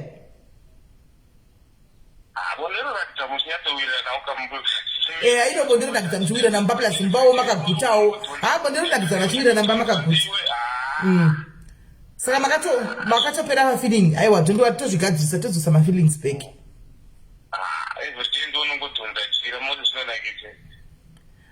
nebuti mwana kudzidzisiwa zvina basa tichataura naye tichataura naye aiwa tichataura naye asi panyaya yenyu ichirega itimbodeidza vamwe timbomira kutora dzavamwe vambokupaiwo pfungwa dzavo panyaya iyi alright pakanaka dzadzi munibata kuseri alright shapa right muchidakura zvibhegi muchiinda kugedhe muchidzoka muchihande muchatoinda zvachose guys nyaya yangu dzadziye mainzwa ka atimbomirai kuya nedzenyaya tiri kudai munhu anova nokomenda pane nyaya dzadzanzi vari kutobatikana izvozvi mukadzi wakatobuda wakatoinda izvozvi as we speak haatoriko mukadzi wakatombofanotisa havatorina lula izvozvi havatorina mukadzi wakatisa kola hello Did right what you say? Tiri right. Ndapuwa namba zenyu namutisi wangu anogara kuJobeki vanoshandira varonzi mai Maponga. Vanoshandira. All right. Saka vaita zvoni vakataura neni here. Panyaya iyi.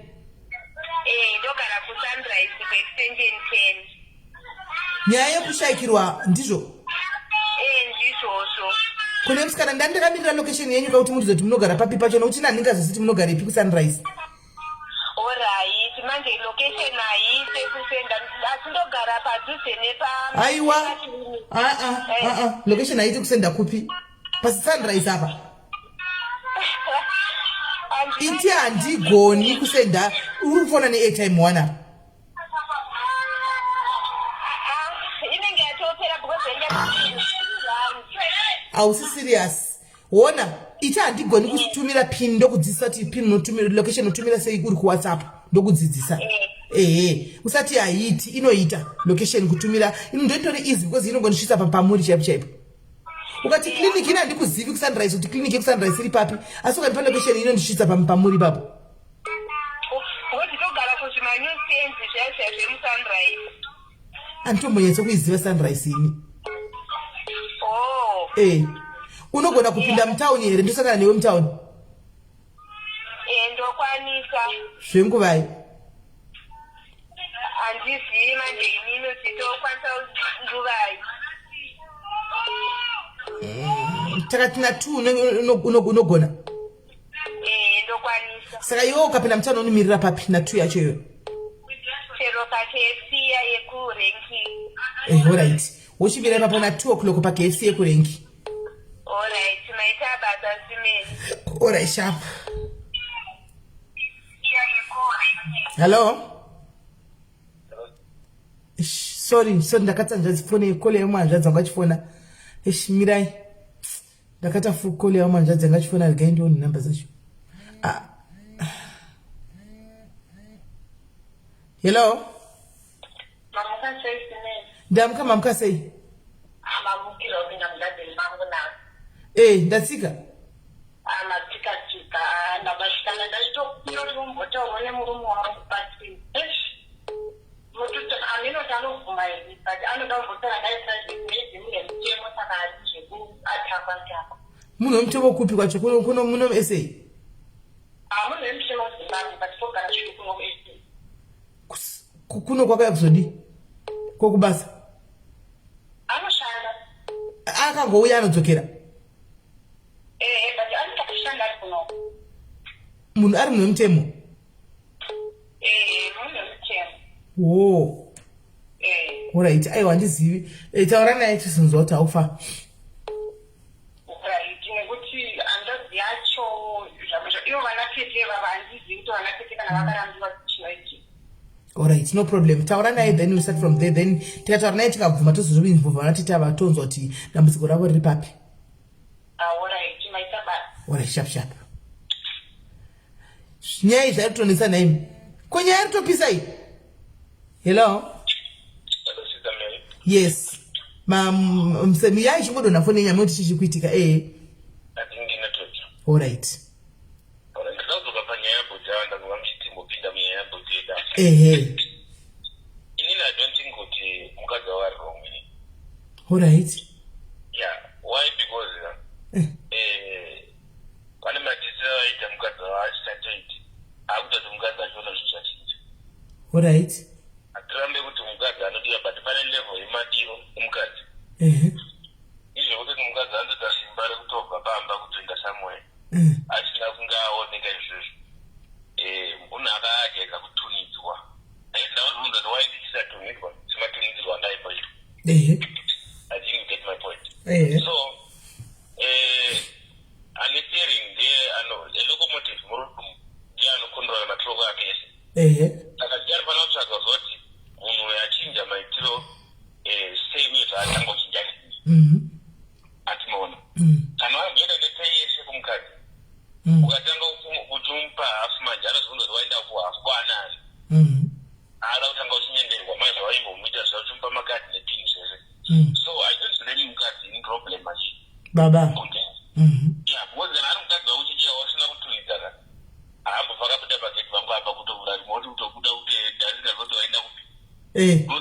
nozogana ndatama kapamaiva kana zoti kana ndikuda kundinyengerera kana zvandonyengererwa mani so nyaya haisiyanyasisa munhu adatodziziwa ndikuti kuti ndoada kuzwa noboti siyana nenyaya dzekuti munoitiswa nemukadzi nguva ikutofamba kozi nyaya yekunyengerera mukadzi kana kuti hatirambi kuti vakadzi vano pane period yaunomunyengerera kana uchiri mupfimba asati akukadzawo achanamba gede rinochinja hauzoramba uchiti kuti tiende kubedroom ndautengere kfc ada kuti zvinochinja aiwa but point yenyu ndikuinzwa hanzvadzi but nyaya iripo ndeyekuti tatingakwanisi kuti hatingamhanyiri kuti hanzvadzi vanhu vanoda kubatsirwa. Remember, on every story there are 3 sides. Handika, there is the truth, there is the left side, the right side, and the truth. Kune side rauyu nerauyu nekuzati chokwadi. Saka we can only get the truth kana vese vasangana toona kuti nyaya yacho yakamira sei. For now tine side wani rehanzvadziri ndosana ndichibvunza kuti mudzimai wenyu aripi munogona panhamba ndimubvunza kuti kuite ikoko because tichanzwawo rimwe side handi ozouya tozonzwa chokwadi.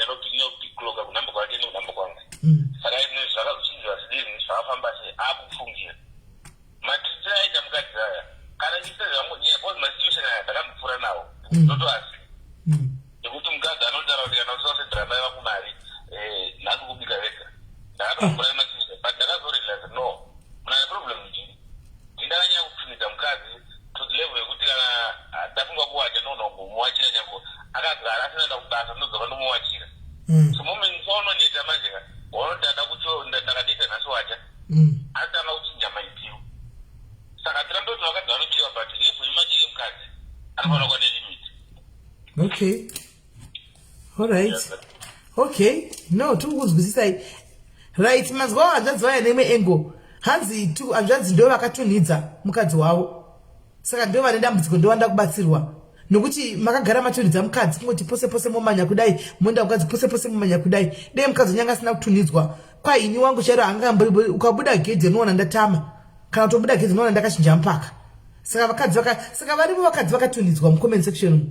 Murimoka vakadzi vakatunhidzwa mucomment section. Mavanzi otepe hanzvadzava. Hanzi zvekutunidzwa kwenyu kuti munobuda muchita zvakaita uyu zvandimona kuti hako izvo hako so wakabuda wakaenda kwasi laki hake wakaenda kwatitevani kwasisive murume. Next time unodzoka unowana Hilda akagara mumba imomo. Murume achiziva kuti ndo vatore pandi wakaenda. Saka vanhu ndo vauya. Saka nyaya dzenyu dzekuita ma up and down idzi muchingodai panonetsa. Ene two kwanzi uya mukadzi unobuda achienda kumbonoenda all night prayer murume asingasivi ozongodzoka. Ndatohla nasho. Kubuda kunovata uri out usiku ozodzoka uchida nabva ku all night prayer mangwana makuseni. Murume agobvuma. Handiziviwo asiwo saka bhuta vanenge vari nani ukuthi hanzvadzi makatunhidza munhu imi. Nokuti ndimi mukagara mangomudza mutemo wekuti pamba pangu pana hapafambi usiku. Hapabudi gedha zviri unnecessary. Haangambobudi. Zveshuwa muri right hanzvadzi matara chokwadi. Saka imi makambomunyengerera zvokumurega achibuda achienda kumapati achidzoka achibuda achidini anomaona. Saka iko zvino manje akubuda achienda kuma all night prayer achinda dzoka mangwana achidai. Saka samwe bhuta vane point. Vane point yandaisozwisisa. Vane point. Because kana wakarogwa nemurume uzoti murume wangu haazvidi. Kana wakarogwa nemurume anokudza kuti ndimi ndinopfeka trouser pano. You never chero chinda kupati chekucheuka. Guys, haumboti atonti kuda kuripfeka trouser ropoza kuti vakazviona kunochicha hondo chaichaiyo. Hakumiri zvakanaka kumba. But ukaona chizombopota chinokumbira bhurugwa reumwe munhu trouser reumwe munhu chimbopfeka uchidai. Pane problem. Amene kungoti zvinhu zvachinjawo kudai zvinde zvemasiva nezvi. Isi kudhara ukatobuda uchitodzoka mautopindi mumba imomo. Utowana utomumiririgwa nedare. Kana mwana kubuda usina kutaura it's a no. It's a no. Saka ndiziviwo. Kaisi pana mwari ada kukondipita panyaya yebhutara. Ipati 1 ichadzoka nepati 2. Hani mamunza ndoda kuti ndipeza ndoda kuita mai mwana. Mozo ndichazoya nepati 2 le life rimwe day. Iko zvino zvino ma 2 hani manzwa kadaisa appointment na 2 wafona vadzoka bhutu varige vazvimiririre. Hello. Yellow hanzvadzi. network yavo right vadona so that tiende kunohwa nyaya iye kukoko iyo kuti irifamba sei kwandafonirwa ndanchiti garai muri pasendby tichaenda tose kwacho kunzi tikuinda uku tichaenda tose kusanda zvekuita ukwako tichaenda tose tononzwa kuti haufa zvakamira sei tichaenda tese right vadzoka hanzvadzi hello yehe right zvimirirei hanzvadzi kwanzi makatonidza munhu ini savanzwa zvangu kudhaya vari kwatitoroonawo mafurend kuti nebest friend yangu kwadza wakabudira namurodi anogara akagavharirwa muka1 room so inangu anogatime but one day ndiri munhu wakuti kana zvangu zvatouya saka ndifanogara munhu achingotya kana kuti akada kutenga airtime afana kuti handibudi kana baba wasiko mazviona manje mukuve mukadzi nemurume mufana kugara makaitana mumajeri aiwa no it's not supposed to be la marriage you are supposed to be enjoying it but wo kana achibuda oka hanzvadzi anotaura oka kuti ndichambobuda nhasi ndafunga nda all night prayer moti aiwa kana ndiri kuda mukadzi wangu kuna all night prayer kana kuti indako moto nomudropa murimi ku all night prayer zvino kana wobuda wachienda ku all night prayer asina kuudza unenge uripi ipapo ndo pandotaura zvangu ndosaka ndatozvitaurawo pano palife but before zvazvo zvekuti ndandakatsokedza munhu saka fanogona kuti wangopinda mumba mana votojambirawo garawo vana vako vakasungunuka ndizvozvo kutongotyisidzirana wakutini afaunda mwe zvakuti nofanira kugara pamumba mako makasungunuka saka dzana zvino kuti munhu anotanga kutadza angona kutadza ati kutsvaga kuti umuite zvakati kana kuti akusungise unomatiri muSouth Africa pakatodzoka kuprebaina akatonoka ndikamupa makisi akapinda mumba andakubvunza zvangu but ndadari zvino ndakapusa handiti samune pamwani vakamboita zvimwe kati asaka vakapusa ina hangu ndichimuona mazvaona manje one day semwana atekesai vanatitadza vanombuda stereki veti vanobva vatifonera wazodai mwana muti mwana so ndosai zvangu unotondirei soft stereki handisi soft musi waenda kuchechi woti SIS MELLY I want to tell you something ndakandamupa kadi ndikandamutengera vana hembe nobva adzoka nobva atengesa kadi the following day nobva atisera kadi ogara mawaleti mangu nobva atisera kadi asi ndazobuda manje ndatumira mwana futi izvozvo zvechikoro ndachakutaurira kadi hamusisina muwaleti ndapinda mushopa ndaisa kadi ndadzoka kumana ndemari yangu kesha ndiri mudrowa ndadzoka ndotora kesha pamukadi ndasiya futi mudrowa ndowa futi mari yamuna munhu futi hamusisina azondisira meseji zvikanzi watransfera mari yese kana wadzaka kutiwa mari yese ame zvawakaita muakaunti hakusina mari so you can see kuti munhu anenge ane mazuva munhu ane zvaari kutsvaga mazvaona mari saka ndimaitire munhu akangwara handii kuti ndiite fight naye katutese kuti pane mari yanga ndakawana yandakaita ite lot of money saka kando yakaonekwa pandakamutuma kunokuti dhiwa mari uko ndasakamuudza nezvemari iyo kuti yanga isati yava official kuti yava yedu mazvaona mari saka ndoyakanoona munhu ane mari yakawanda so mazvaona saka munhu epamwe ane zvinhu zvake zvaari kutsvaga these days saka wafanongotiwo munhu akanguya sipo wakutoda kutomutema ndimo bhozarira sipo uchaenda kuchena totanga kuti ndakasungwa ndarova mukadzi hazvishandi munhu atomwe nedemo handifungi kuti bhudzo yayo vari kuti tonga ine demo but kana ndanyatsa kuvaunderstanda asi I think vari kuti traiwo semunhu wechirume to put your foot down and lay ground rules handiti ngasangonoti kuti vakuti murove but ngazive kuti baba ekwangu zvavazvidi izvi vanozvida isei ground rules simezvo zvakaitika fast kana kutaurira kubva pafriday iyo yatabva kusvika nezuro kusendo paita zvinhu very fast mazvona saka kune vanofurira sevasana sisi vari mumacomment section itai mafriends mashoma ende mutatarizva anoona sevataura kuno mwakatisiya murume wende izvo zvezvezvo zvasi kuti handisondiri right but kune mamwe mafriends anovata kune mafriends asina mukadzi wangu ida kutaura anga asingaiti zvefacebook magezi angu tangata zvefacebook kana kurarira panorara kana pahwari ari busy nemafacebook iwaya kufucha handine zvangu nazvo mazvoona manje saka natomzaka sapidezwa nefacebook kaungako kachinja ndobatitange zvemaonet prayer zvakuwanika pamafacebook zvakuwanika pachii anozvona saka munova zvinhu zvinoneta izvozvezvese munombobata here foni yemudzimai wenyu nekuti kana muchiti maonline prayer akatanga panyaya dzefacebook dzekuti unenge achiita na1 ari pafacebook hai handichinyatsopahwisisa example zvakutanga zvina after 3 days 4 days zvakutanga kuitira zvavo zvitanga kuita mamisunderstanding waya mazvona mani saka zvakudavadzisa zvangu ndinofanira kugara ndinange exam temo yangu but nemwe mutemo kuti handirambidzi mukadzi kana kuenda pashopa kunotenga chinhu wodzoka kumba haizvo zvakwanisa. Aiwa, hold on ndimbopindura usho mirai vakadaro pane comment yandaita interest nayo ishi Grace comment yako iri kupiko ishi ndikuda comment ya Grace right hanzi na Grace ground rules kuti mwana wake here handiti Grace kana wakaroorwa if you are married to somebody else handitika you should submit kana uri mukadzi cheche akaroorwa handika uri mukadzi une murume wako handisi kuti unofanirwa kubatirwa nyaya kana tichiti maground rules hatisi kureva kuti unofanirwa kuti ubatirwe kana kuti maground rules anoswa kumwana chete even iwe mudzimai handiti hauiti zvaunoda pamba pemurume wako madira Georgina ekuti unobuda uchinoenda kwaunovata uchidzoka mangwana because hausi mwana wake. Mitemo yoga ine imba yoga ine mitemo yayo ndikasha kumba kwako iwe kuti ne mitemo yako iriko yawakaisa handika yekuti ndikashara chibvisa bhutsu ndikona bhutsu dzipa mukova neni ndinobvisawo bhutsu ndosiya pamukova handipindi ne mingikiri ndo ma ground rules atikureva saka ikaita imba yekuti munhu munata zvaanoda ichiri imba here iyoyo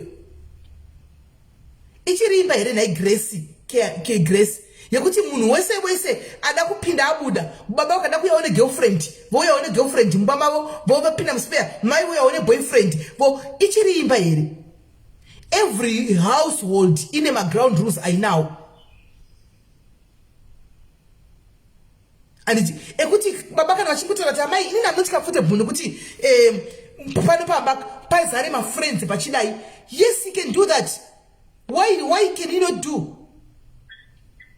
Kana vachiti mapango admit pete ngebhawa panogara pakazara vanhu havazvidi baba kumba kwako havazvidi baba kumba kwako. Learn to listen. Murume wako after all submission ndo imwe zvinhu zviri kuputsa dzimba handiti we no longer submit because hatiudzwe handisi mwana wake saka hatichaudzwe iye anoita zvaanoda obuda akadai handiti iye ndoita zvanoda ndobuda ndakadai. Katigadzisei papa wana mai ndatoona uyu mini wangu Grace kera Grace kana zvakatodaro chero imba yako yacho hailast haigare imba yako kwatorogwa nhasi unosvikonodai kuti nini haudisi mwana as much as vari machitiheta guys, as much as zvinhu zvachinja guys, as much as kuchitika zvinhu zvakawanda guys, but sometimes we need to give submission. Sometimes it's needed. We need to submit. Sometimes pane chimwe zvinhu zvireasonable and not kungoti yese unenge uri jongwe yese uri jongwe then patori neera ipapo pane patori neera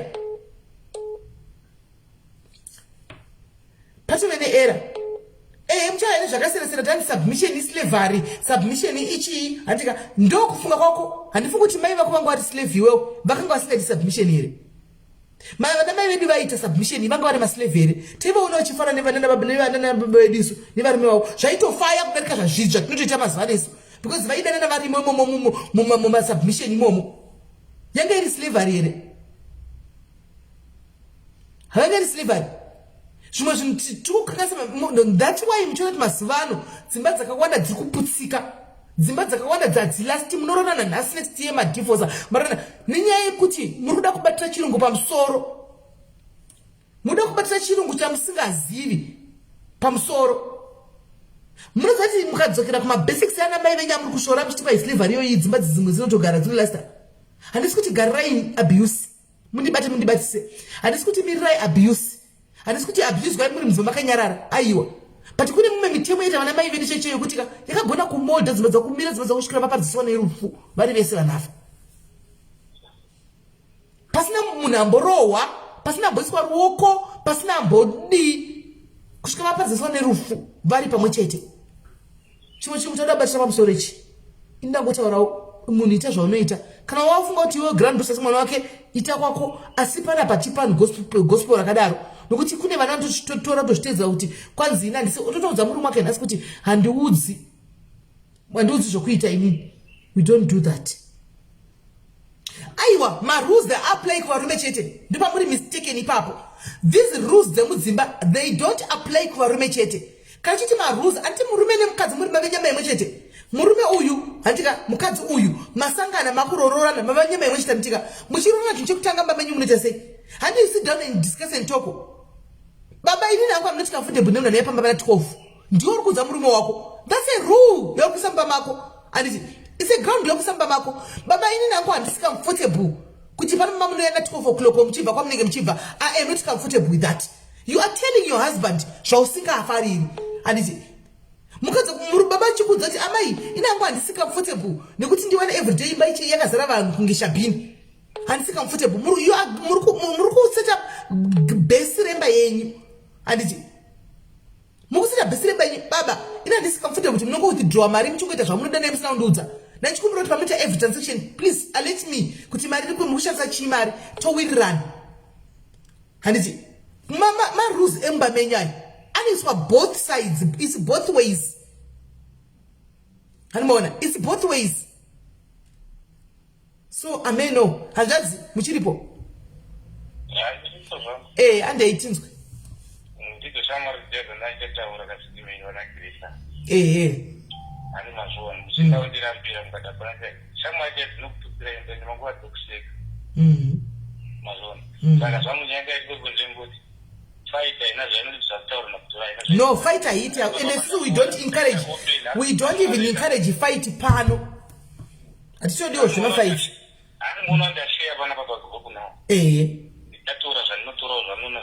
Zvinokuitirai thank you. Zvisingakati morasha.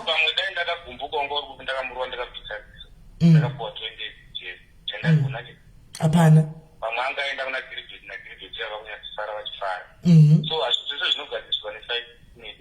Thank you. So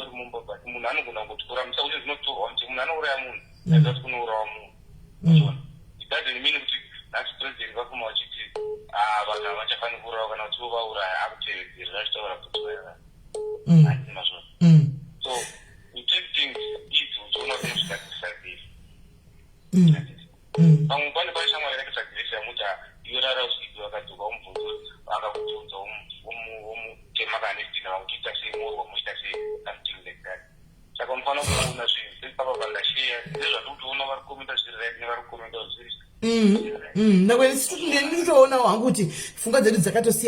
I understand. Vana mune vana vadiki vari mucomment section. Mune vana anzi akatouya na 12 nendobuda una 12 idzodzo. Muri kuona kuti zvatosiyana.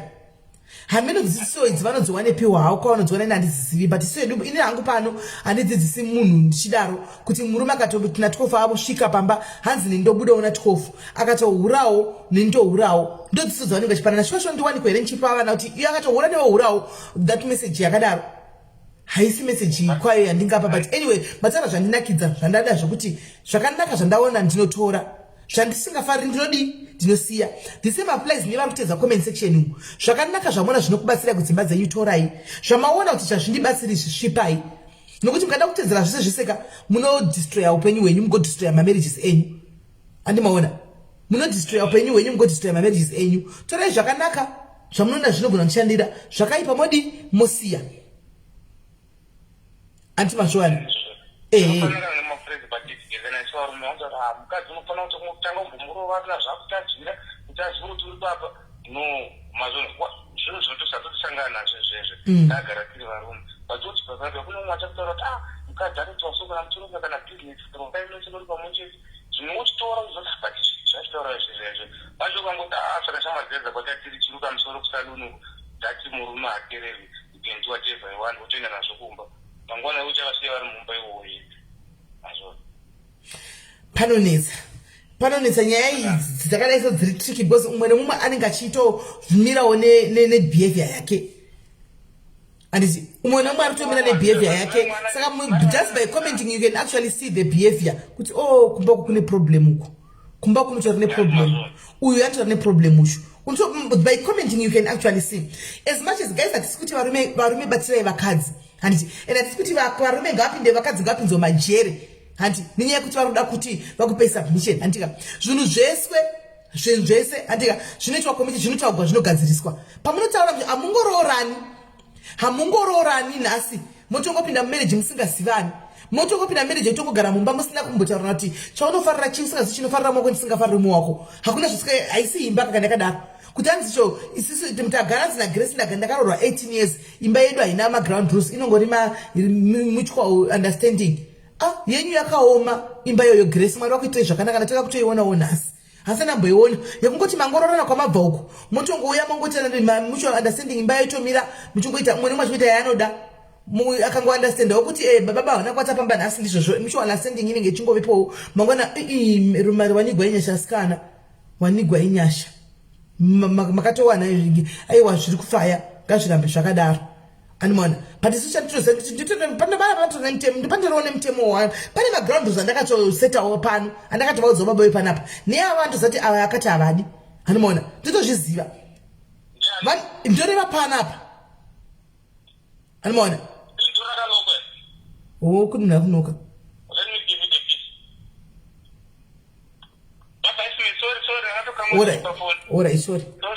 alright hanzi respect nemutual understanding. Respect chamunoti respect iwewe chaunoti respect naiwewe Grace chauri kuti respect iwewe unorespecta chii?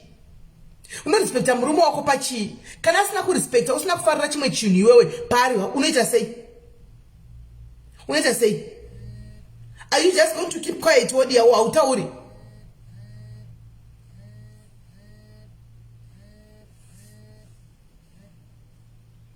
Hello? That's Musha did right to say. No, but you said don't get I don't think good to put down and was on that. I was saying good Mukat and Fano got on cat, Muruma got on cat, and that was in the way that you had that issue. Daja up some cat and all that. My point is that they would see Mukat and Fano got it above Panabazakadawas. Kole babano ngatiwo bazomwe wakanyara rawo ngabe ngobulo bangwenda no ukuthi baruda watanga tigeza ko zokuthi anotiwo wakakona la mzinjodo wamba siswa pa sita zabo mfoseo izo ngaza ka element ka kwandeke kuthinizo dinge ndini vole lombo izora mazano ka dono daranya wa foseo kunani so ngaza afana kwati sibaba wadisa achisiwa achitaka chikora dodaso ka. That's why I was expecting better than what on my own night. I know that I'm there. Yeah, good. Muruma knows by ground is a murume. I am going to get in the angle that I'm going to at my son. I said, I put him Murumu and found out that I have been there and out of my mother, but Bashika, a name was a dog who was nothing in your Wapati. That's that. Mukat and I'm going to do some cards. I found out you are a pretty. Can I back a German or them? Often with them guys, we didn't know what I done with someone else. Cats are not here, right? Could you not go about it? Yeah, now you got a put that kind of mother. I put that someone. I don't know who she did. And that's about shall we run in him? Kanama kuti mukadzi kasadiwa zvakanyanyisa mukuru kuti kudi nokuti kuti muite nyama imwe chete mufa kuti ndimudana nezvakanyanyisa mai mwana itopengesa naye kunzi wandipengesa norudo handiti zvino kana muti kwai mukadzi ngangodiwa asingasadiwa zvakanyanyisa makutondipa confusion chaiyo ane kupengeswa nerudo ka kupengeswa nerudo kuti kana wakadzi vakagara veseka vanoti murume wangu anondida ani kwete kwekuti andoti auye andomita zvezvo vanhu vanondida no zvakasiyana zvinhu izvozvo vakadzi kana vagara vese vanofanira kutaura kuti hai murume wangu anondida kana zvakakwidza anoda kuti amaigara pasi da kubikire nhasi ani kwete zvekuti vanongonzi hanhasi kuenda kuona kitoyonze ko murume wako amutaranza uyera here changoti kuona ndatobuda atikunzwa papapasi right kadzachi achidika kuti mukadzi anakachimboudza mabhuru ake kuti riyariyare ndichangotifonera ndoudza kuti ndatobuda ndatoenda samwe chadzokosera mangwani arikaitozva kuti uringori riyariya mumba mukadzi murume anofanira kuwanisirwa wekunzi murume wangu kumukumbira anogara pasi naye abamwana ndodambodai nekudai mukadzi akati murume akatikweta akati ndizvozvo naye hanzvadzi imimiwo semunhurume handiti kumudzimai wenyu do you listen to what she asks you sometimes kana kuti zvamakataurana pakutanga kuti baba wekwangu ini hangu pano pamba ndifanira kuti musvitire fotla mumba do you listen to her? Yes, I have to.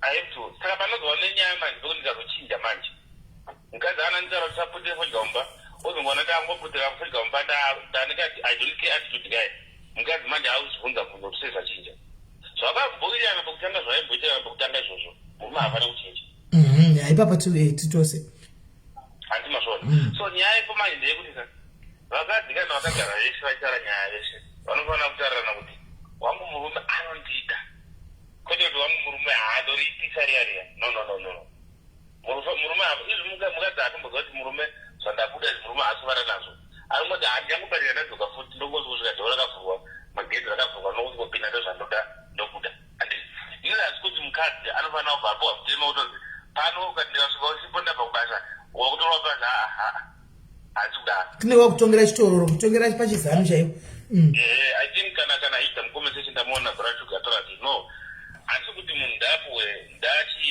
ndaibva atanga kuabvisa mukadzi no mukadzi hafana kuvhunduka akafanira baba wapinda mba kutotogvunduka kuti wapinda vana vana chidzika mai baba wapinda no vanafanira kufanira baba wasvika zvizvo zvikoreka handii izvika ati zvidikakoka mai vava akaita mwana musana ati kure ada kusvika mu18 andoziva kuti papanongoburuka vachatozvangoona kuti mwana wangu buda yakuenda zvakuti apedza kaita imwe girlfriend kunzeka rinongosopinda futi munyayayo ekuti murume anongosiya achikuita zvaata mukadzi haana taimogara pasi mukadzi achizwana ana kumirirana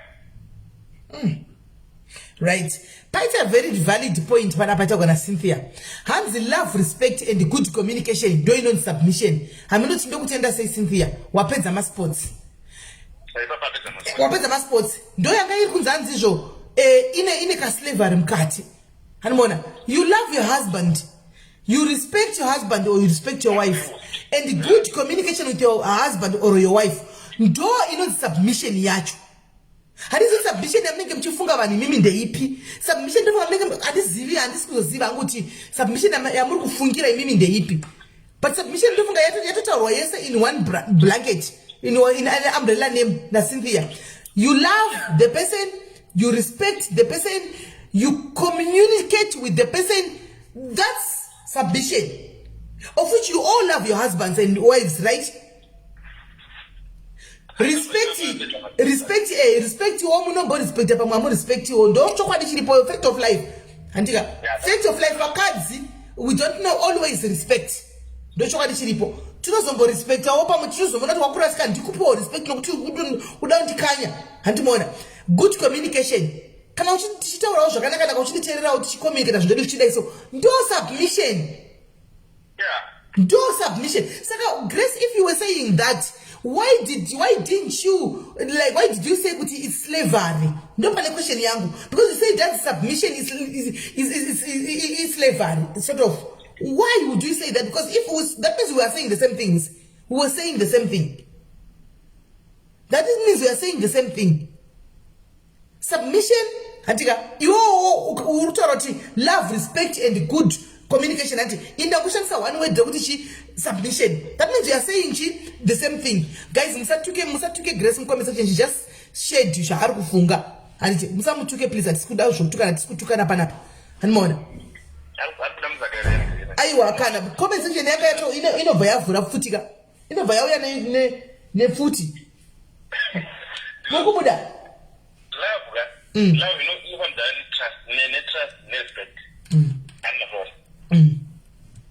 mukadzi hapana kuhambooneka nemutondi meseka napo ati apinda mutopatengera murume dzingo otopfugama upa murume nononono andika vanhu vanofanira kuva nespace yekuti vanhu vanorespektana vanokudzana ipapa murume akaenda kunyanzora zvinhu zvese zvinonyanzodhaba kure zvaaritaura izvi ndeambotora mari yamuakaunti otenga mota mukadzi osipodzoka mota pakapakwa imwe mota ndopanyanzora kuti mukadzi uyo hapengi zvaataura anonyazotanga kunyanzochidhunya chaivo chaivo munogara pasi nemukadzi muplana nemukadzi kwete mazvakanozvazo homwe rombe okay hanzi Grace haana kuti slavery pane munhu anyora slavery mucomment section pane munhu ataura zveslavery handiti hanzi ataura nyaya yekuti why kupiwa marules handi why kupiwa marules ini ndikati hakuna imba isina marules hakuna imba isina marules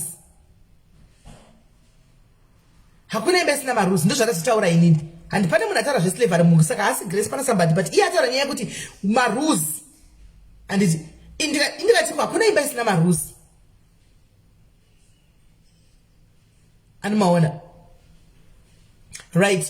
So guys, I can take 2 more callers. And take a Buddha. Buddha. Okay, Mirai. Hands SIS MELLY, how can I respect muruma no kutuka zvinorwadza? Hey, oti aufaniri kundipindura uri mukadzi wangu. And inonzi slavery manje kune iyo yambokomentwa nemunhu yaya mucomment section. Kundipindura mira ndinyasoipina comment yako anonyasa kuiverenga fi. Verengai comment you guys. Verengai comment you. Kola hello. Hello. Yeah. Did I say? Did right really?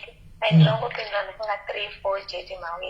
Alright. Ane pamati anachoyana turufu ukogara paso muto chibaba musauemba na turu. Then yoto zeta wesa kutoyana tu. Unokaita seiba. Uyo aramba communication yarawo yataurwa mu comment section. Ane garamba because ndo communication ndachitaura kuti ngaitaurwe yaya. Handiti ngaitaurwe. Kana kutabwa kama kawira na 12 ka autozozoka na 2 uyo anenge ndichaziva kuti unenge oda uchi asi ndokuderera kwacho katenge tichaura ikoko kuti kana vozodhuva teshera kuti ozodhishiwawo zvauri kunidhisha hauzoshori uvati maybe wataura kuti tudza makuya dzanyanye handiti obva azochi ovati osainombatirai kuti ungateerera 2 days 3 days odzokera back to normal to 2 uinoita sei SIS MELLY. Yeah, uyo pane pakuda intervention kana yehama tete azere manzi mukadzi azere usanyepa hapana ati panenge pakada ramba uri wakaita submission isangoti imba ise ngodiwa submission handika but zvinodependawo handiti zvinodependawo pane pakuti murume wacho nawo right anouya na 1 o'clock na 2 o'clock na 4 o'clock handiti toti rambai wakangotisa wango submit. There are ways that can be done handiti dzekuti you can unokwanisa kuti ukwanisa kudii kuti utry kupagadziswa nyaya iyi iwo ndozvikuita murume wako here naye Maichami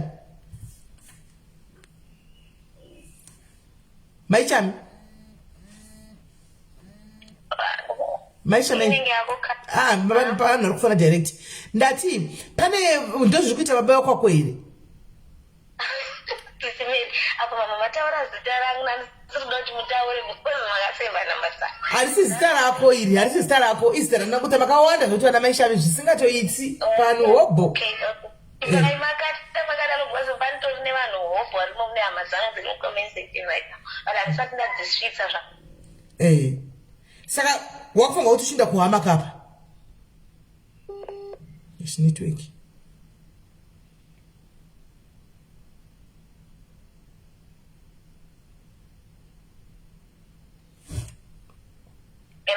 ndangobvunza ipapo ndozonazokudza histori yese hangu ndaright but ndinobvunza ipapo ndopaita sei because right now unenge usisataure wangodiya kuchiri kuita sei ichiri marriage yakamira sei ndangoziva tasvika manje paextend yekuti wasvika paextend yekuti manje right now you try and involve my elders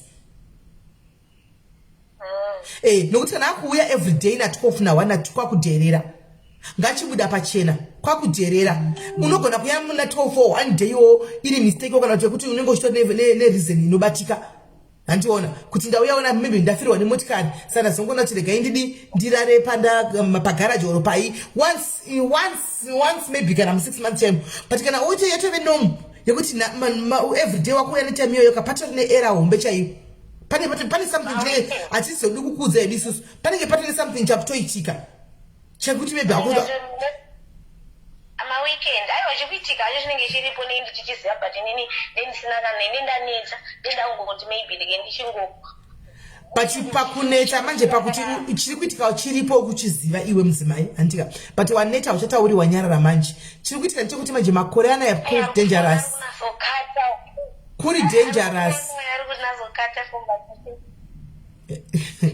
yeah but unengonetsa SIS MELLY wabva kuri inzwaka even let's say nomusungazoikudani ndichaita titipotati because iye ari kuyana tikuvzataura mucomment section auite titipotati nemurume haisisiri marriage yo inenge isiri marriage unomboona pfungwa dzake dziri kuita sei yes unombomupa nguva kana unoti waneta wedu wemadzimai musaitire murume chiuru murume aitirwe chiuru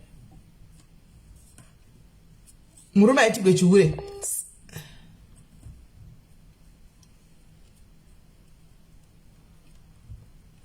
nyaya iri kupisai kuva kwamea kunenge wakasiya sadza ririko harina kumbonzusadzoke undosvika utopakurwa zipureti iyi mai murehwa pureti inyi sadza madzoka saka inini effect yangu iri pakuti unenge uchimboda kumupa mukana uone kuti zvinochinjeri but effect yekuti kana zvisiri kuchinja unozoita sei ndovanoda kuziva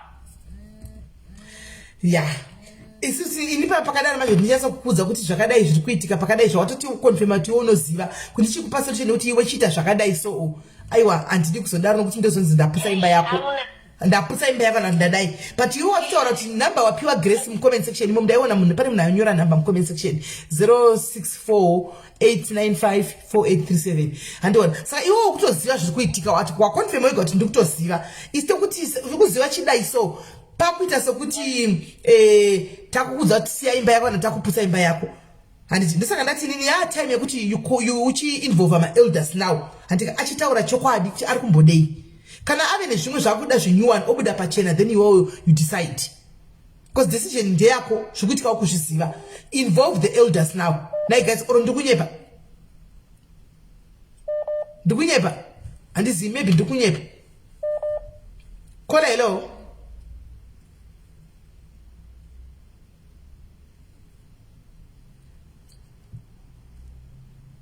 kola hello network yake nokuti ndikati munhu autove nechakati ndikaita sokutaura panapa ndoti regai ndipe example ndoti masainzi emurume wako shamwari ndiye munhu anditori nemunhu wanaye hanimaona vanosvika vakanorovana kumba vakaparadzana vakakuvadzana kunzi takapuzigwa imba nasimeli vakati iwo pane zvauri kuita handi mukuona pasimeli vakasvika vakataura inini maybe ndiri munhu mukuru ndatoona kana maybe masymptoms ndiri kupa example apa ndotaura kuti masymptoms maitiro achoka kunenge kuna mary chete handiona uyo unosvika achitozviziva zvataura ndozviziva unosvika kuonomirira murume kuseri uko nebanga oti murume joko konzi ndakakwasisi handimazviona kati unosvika kuya otsama orongedza hembe dzake obuda konzi vakandiudza konzi vakapusa imba yangu saka decision ndeyake iye ati ndinoziva zvikuitika ndichakuudzai kuseri achambidzake kuseri but decision ndeyake achanzwiki network yake iri kunetsa hallo mushe mambotakana kuti meli wani muri mukuru henyu ingoti imeli zviri bo is allowed aiwa no it's okay ndinese kusisimeli zvangu even kuti mninge nazvinoita futi ndo respect yacho okay saka inini nyaya yandandichitaura ndeyekuti inini zvangu as a person I do not believe nezvekuti ma-ground rules. The reason why ndisingabelieve nezvekuti ma-ground rules because Bible shoko ramwari rinotaura kuti husband love your wife as Christ loved the church. Saka inini ndakapinda 8 years ago ndakapinda into that type of marriage ekuti murume anokuudza kuti love your wife as Christ loves the church. Ndichizoenderera mberi kutaura kuti and the wife should submit to the husband. Saka inini ndo zvandinobelieve in kuti the wife should submit to the husband. Saka murume wangu haandipe marules kuti unofanira kudai haufanira kupfeka ichi unofanira kudai but inini semukadzi ari kurakidzwa love ari kudiwa ari kubatwa zvakanaka ndinoziva kuti fanike ndokupa example yechoka chekuti baba kwangu ndikatravela kuenda kana kuti somewhere kuri like 2 hours away ndaenda pamotorway ndikaenda away vanenge I know kuti munhu anoda kuti kandikandasvika ndoti hi honey I got here safely. Saka hausi mutemo wakandisira but because ndinotoziva kuti munhu anoda kuziva kuti ndasvika kwandaenda safely inini ndotozviita utori mutemo kuti even kana ndasvika pari kufarwa sei ndotombotora 2 minutes aside either ndokufona kana ndotumira message taiwa kwandasvika zvakanaka ndafamba musha I'm safe. Handizviite because ndakapiwa mutemo kunzi unofanira kutondifonera kana uchinge wasvika kwauri kuenda no but because ndotoziva kuti baba kwangu ndo zvavanoda kuti ndikafamba especially ma-long journeys ndinosvika ndichitaura mirai vakoma mati baba vekwenyu ndo zvavanodii ndo zvavanoda hold on mirai ndifambe nenyaya mirai ndisi ndichibvunzawo mirai ndichibvunzawo baba vekwenyu ndo zvavanoda how did you know kuti baba vekwenyu ndo zvavanoda because tinotaurirana mukufara actually no with this one iyoyi ndakatoiziva after ndazviita ndafamba ndamuudza because inini ndiri munhu wekuti kana ndinobhilivha kuti ndinofanira kutreata murume wangu the way I want him to treat me handiti saka ndinoda kuti kana ari kuenda kuweekend away neboys rake andiudze kuti next week ndiri kuenda kuweekend away neboys inini I do the same ndomutaura kuti ndine spa weekend with the girls ndinotaura why okay ndoda kubvunza hangu why do I do it? Yes, why do you tell your man kuti ndine spa negirls ndodai why don't you just go and do what you want and then mozodzoka ini because kumba kwenye hakuna ako any ground rule ninge ririko hakuna anything hakuna mtemo munhu anongoita yaada pinda zvonke. No, because already the way from the way Sisika from the way that you are talking Sisika from the way that you are talking Sisika from the way that you are talking doma rules acho iwayo. If you let me answer you, but all then, right. But then I ask my rules. Okay. I ask my rules. Okay. We are living. In that tower, I prefer mutual respectful relationship. So that you know what constitutes a mutual respectful relationship. Kuti inini ndaita chinhu ndinozvifunza kuti ndinokwangu vakachita ndinofila sei handiti. So ndinoziva inini chandinoziva chekuti kana achienda away ndinoda kuti anditaurire kuti ari kuenda away neboys again. So inino is I want to be treated that way, I'll also treat him that way. Kuti ndinomborespect nokuti number one is the head of my home. Ndivo you know ndivo mukuru wemba. But number two ndinomborespect nokuti munhu anonditreata with respect and love. Saka iwo ini ndinoita reciprocate kutreatwa nerespect nelove kwandiri kuitwa ikoko ndo vandaita reciprocate nekuti ndiri kubatwa zvakanaka ndiri kudiwa ndiri kutreatwa zvakanaka. You know ndiri kubatwa like the queen is treating me like the queen of the home. Saka ndinobva ndaita zviri respectful. So chinoita kuti ndimutaurire kuti ndiri kuenda kwakati ndo mareasons andataurira kuti number one is the head of the home, number two he's loving and respecting me and you know treating me like the queen that I believe I should be treated as. And number three, Bible shoko ramu rinotaura kuti I should be submissive to my husband. But rinenge rataura kuti husband wangu anofanira kunge achindida. Chandisinga believe kuita submissive kune munhu anenge achindirova achindituka achindichita. I'm sorry, I can't be submissive to that. Alright. Ari kundiratidza ndavena. Ndikuzwisisa ndoda kubvunza dambudziko kudzosere shure maybe tingadzidzawo one or two things from you handiti. Pamakatanga kurana nemurume wenyu mimi when you started when you got married muchiroorana makadana nangu yakareba zvakadii? 3 years. Right. Pa 3 years makasvika stage yekuti makuti manje ndakuda baby I want to marry you ndakuda kuchikuroora handiti makangodzara taura ndakuda kuchikuroora imi mukati yes you can come and marry me mukatonororana mukachata makatogara mese. Proposal yemarriage yakauya yakatadana na 3 years imo but 3 years imo ndakanga from conversation ndakanga ndatopick up ndakutoziva certain things because zvinhu munofanira kuziva in conversation before musati matombororana. That's the time you're courting and dating iyoyo ndo yamunenge muchitaurirana muchiudzana certain things uyo uchiona kuti okay uyu munhu anofarira zvinhu zvakati uyo mumba ende zvino unongochitovhunza like unogona kuita fanike like a scenario kuti if you were muchidata if you were ever to marry, if your wife did ABCD, how would you feel? Ona iwo munhu wokupo answer yako saka unonga kutogara watoziva munhu wako zvokuti paunotozobvuma kuti munhu paita proposal yake unenge watoziva kuti munhu anda zvekuti ende ndinozvikwanisa here kuti handizvikwanisa. Then you decide to be submissive to zvinhu izvozvo. But inini pandangoitawo zvangu green issue, I think it was just the use of the word ground rules. I think ndo pandaita issue because tine vana ma-teenagers tinovaitira ma-ground rules vana vedu tinovaudza kuti pamba pangu panosvikwa by 6 p.m. munhu wese anofanira pamba pangu ndinda kuya dhoo rangu chakachakati tinovapa ma-ground rules because vana vedu. But as husband and wife I believe kuti mufanira kungobatana zvine respect ne-love tonzwisisa kuti umwe wangu anoda zvekuti saka ininiwo not to upset umwe wangu mumarriage yedu mina handiitewo zvekuti umwe wangu anoda things this way. Saka example yandakupa iyoyo yekuti zvekuti anoda kuti ndifone ndichimuudza kuti ndasvika sei kuenda izvozvo handina kuzviziva before taroorana kutaura chikori ndakatozviziva tatoroorana ndatozviita in weekend ndaenda kunovhizita my sister ndokusvika ndakufara nemukoma wangu kuti hakutodii and my sister anogara 1.5 hours away from us kwatinogara so baba havana chavakataura ndazondanzoka kumba tangoona munhu akangotsamwa ndikati kochii asagona kufura kuti I went away but izvozvo twanzi no I expected kuti uchisvika uyu let me know kuti ufamba zvakanaka because I would be worried that something would have happened. All right. Actually, my question, maybe I put the question like I didn't put the question rightly. Maybe what I'm trying to say is when you were getting into your marriage, right? You said you agreed to marry this man, or maybe you are already married. Now you're coming from the honeymoon. You're now starting your own family. You're now starting your own house. And Mapinda Mumba, was there a time whereby you sat down, you and your husband, and you said, you know what, baby, let's just let's communicate, let's talk, and do's and don'ts. Haven't you had that kind of discussion with your husband before? When you when you're getting into marriage,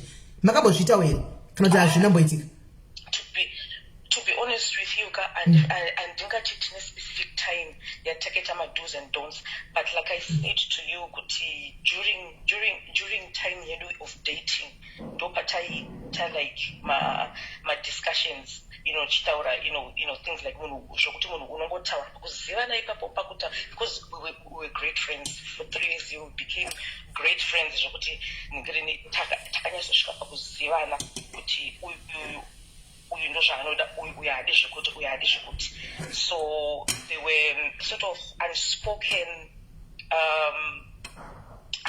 my rules, but unspoken desires of the other that you knew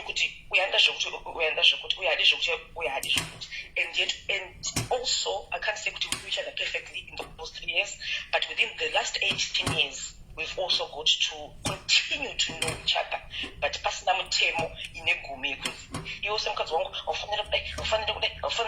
there was never that, but ndotongoziva kuti fanike ndakupa that one thing kuti ndinoziva kuti in life sport kana ndasvika kwandinokuenda ndicommunicate kuti ndafamba zvakanaka, I'm safe. I guess we are just saying the same thing but differently. Maybe the word that I used, you didn't like the word ground rules, right? And also some didn't like the word submission because to them it felt like it's now it's another form of control. Maybe if you say of being controlled, if you say submission, cannot. If you say could maybe ground rules, but we are just saying the same thing as well. Because in your case you said makadzana makaudzana pamakapinda mamenyu, you never discussed with chakata ndizvidie zvakandakadai maizviziva muri mukoma nemsikana chakati nechakata ndina, and hence in other cases like my case, right, tiri mumba kudza mwana upedzisira anditi tabva kukota bva chata tagara mumba tamemba papa, I would tell him kuti baby, you know what, inini hangu I'm not comfortable with you coming kumba at 12 o'clock.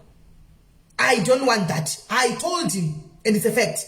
I don't like that because one day uchaita izvozvo indora mumba handika ndarara mumba ndoti munhu ari right iwa uraiwa. I don't like it. And here wachintaura like I always say it pano kuti anogara chitaura tisho andide, and I don't like it. I don't at all. I don't like it. Ndikangonza kuti watukana nemunhu paFacebook andidi. That's a ground rule, and ndotozviziva kuti ndikangosvika kupera kwaFacebook anditopinduri chero ndakatukana nemunhu andikatukwa ndikaita sei handichatogoni kupindura because anenge akatotarisa. Andimazviona two ndine zvimwe zvekuti anenge achitotaura kuti like zvinhu zvakadai I'm not comfortable nazvo, nditozviziva kuti hazvidi. Ndiyandozvati maive panapapo zvakadai havatozvidi, handimona havatodi. So those are the zvinhu zvokuti chero akada kupinda mumba ndamuudza kuti let's say apinda kana let's say kuma1 paya kuma12 zvanotitaka anogona kutoita kuti mungu ndizame kuonesai kuti maybe ndikuonesei kuti maybe ndiwaini kuti ground rule handiti ini ndakaisa rangu ground rule handiti mnhu anopinda mbana 12 handiti. So what he does is akapinda kana zvikasvika kuma2 haasi kubasa handitika zvaanoita manje anozati handitozvidi, anogona kusvika pagedhe nemotikari yake otovata mumota imomo muri kunzwa, ozoti kuma5 oti vedi wemuzati ndasvika panapa kuma12 ndikazama kutofona kutodii hamuna kundinzwa. Anenge achitoziva kuti inema ndasvika but kuti andibate inini rega nditi mamuna kudaira foni dzenyu ndakasvika kana kukumutsai ndandisina kids angu saka ndikazongodi iri kubva ndaziva kuti inema dzake munhu yasvika after 12 Anmaona. Saka those are kwandiri to me those are rules andakaseta kuti handizvidiwo. Ivo vane zvavo zvavanotoita handizvidiwo. Okay. Can I just go back to I think there's somewhere where you said something that because my story after that. But there's somewhere where you said kuti because I prefer kuti tools instead of kuti my ground rules. I think maybe chango it's a problem is probably the word. The words, yeah, I think so. But I think so. Farira kuti titaure kuti my preferences emumwe wako kuti udzanai my preferences enyu and then inini ndochizwa respect my preferences. So my sister, preference ne ground rules, what's the difference? So preference ne ground rules, what is the difference?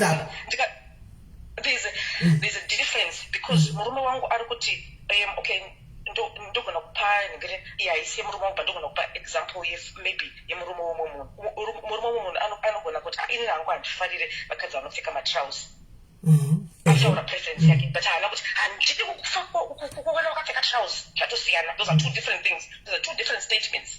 Handifarire mukadzi anopfeka matrouse nemurume anoti handitomboda kuti upfeke trouse panopamba pangu ndini murume ini. Vatova varume tu vasiyanawo vacommunicate. Baby ini nangu zvevakadzi vanopfeka matrouse ini nangu hazvindikomborere. Okay. So I guess the word itself.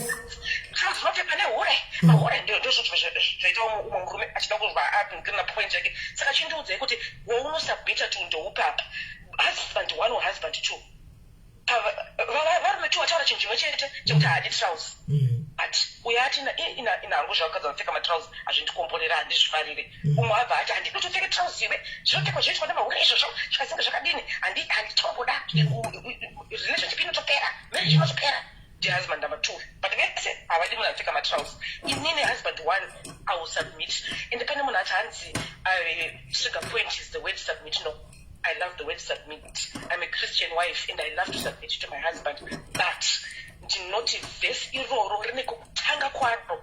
husband, love your wife as Christ loved the church. So Jesus kuda kwakaita church akaifira. Saka murume wangu ndida kuti murume wangu afanire kuti lay a hand on me kuti ndiniromba kana kuti yes vanhu tinokupopotedzera kunoitika handisi kuti dzimba dziri perfect murume haangandi hatingatukane kana kuti chii no. Okay. But panofanira kunge paine that love because ndokunotangira vhesiro tinoda kuzokubatira pasubmit.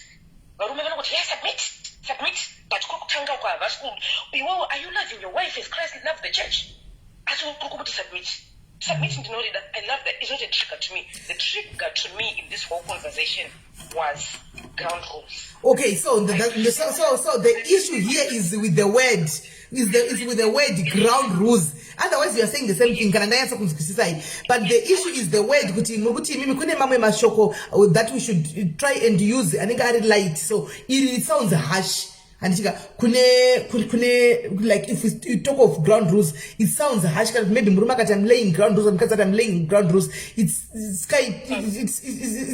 feels like if I would have I don't know how to put it anyway. So in choice of words.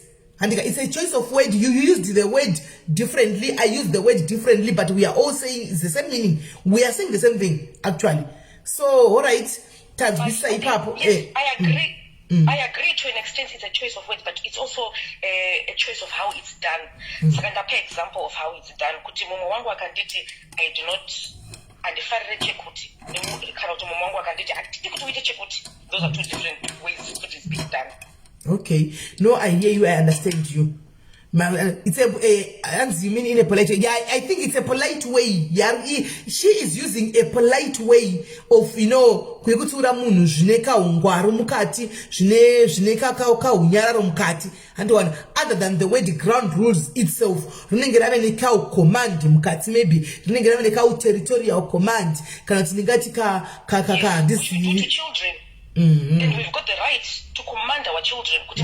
No, now I get what you are saying. I get what you are saying. 18-year-old daughter, and we tell her the ground rules in this home are you are here by 6:30 p.m. And at 18, Can I say she leaves and she goes and gets herself a council flat or whatever. But at 18, she's in our home. She comes in this home by 6:30. No, I get you now.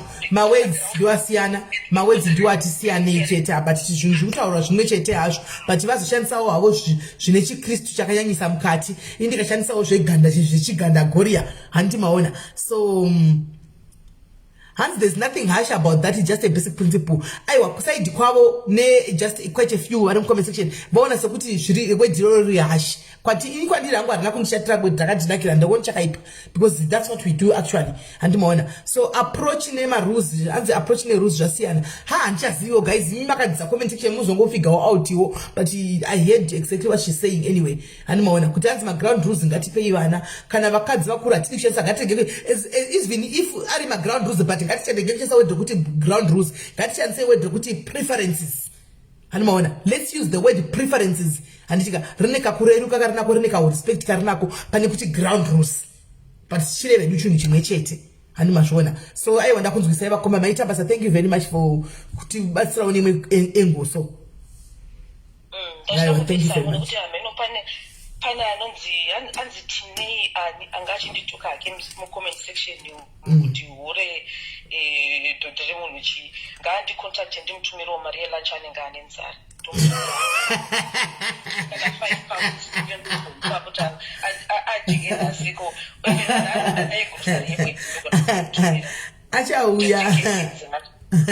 Alright, sounds we have 5 pounds in Zara, we take ice cream. Quite 25 pounds, we take ice cream. Can I beg? You know, can I beg? Thank you so much for everything you're doing, sister.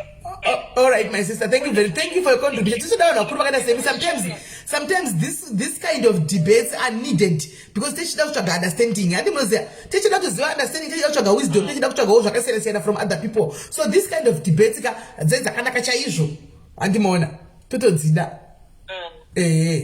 you, my sister. Men love your wives. Wives submit to your husbands and have prosperous marriages. Pray for your marriages. Pray together, most importantly. Thank you. All right. Bless you. Right.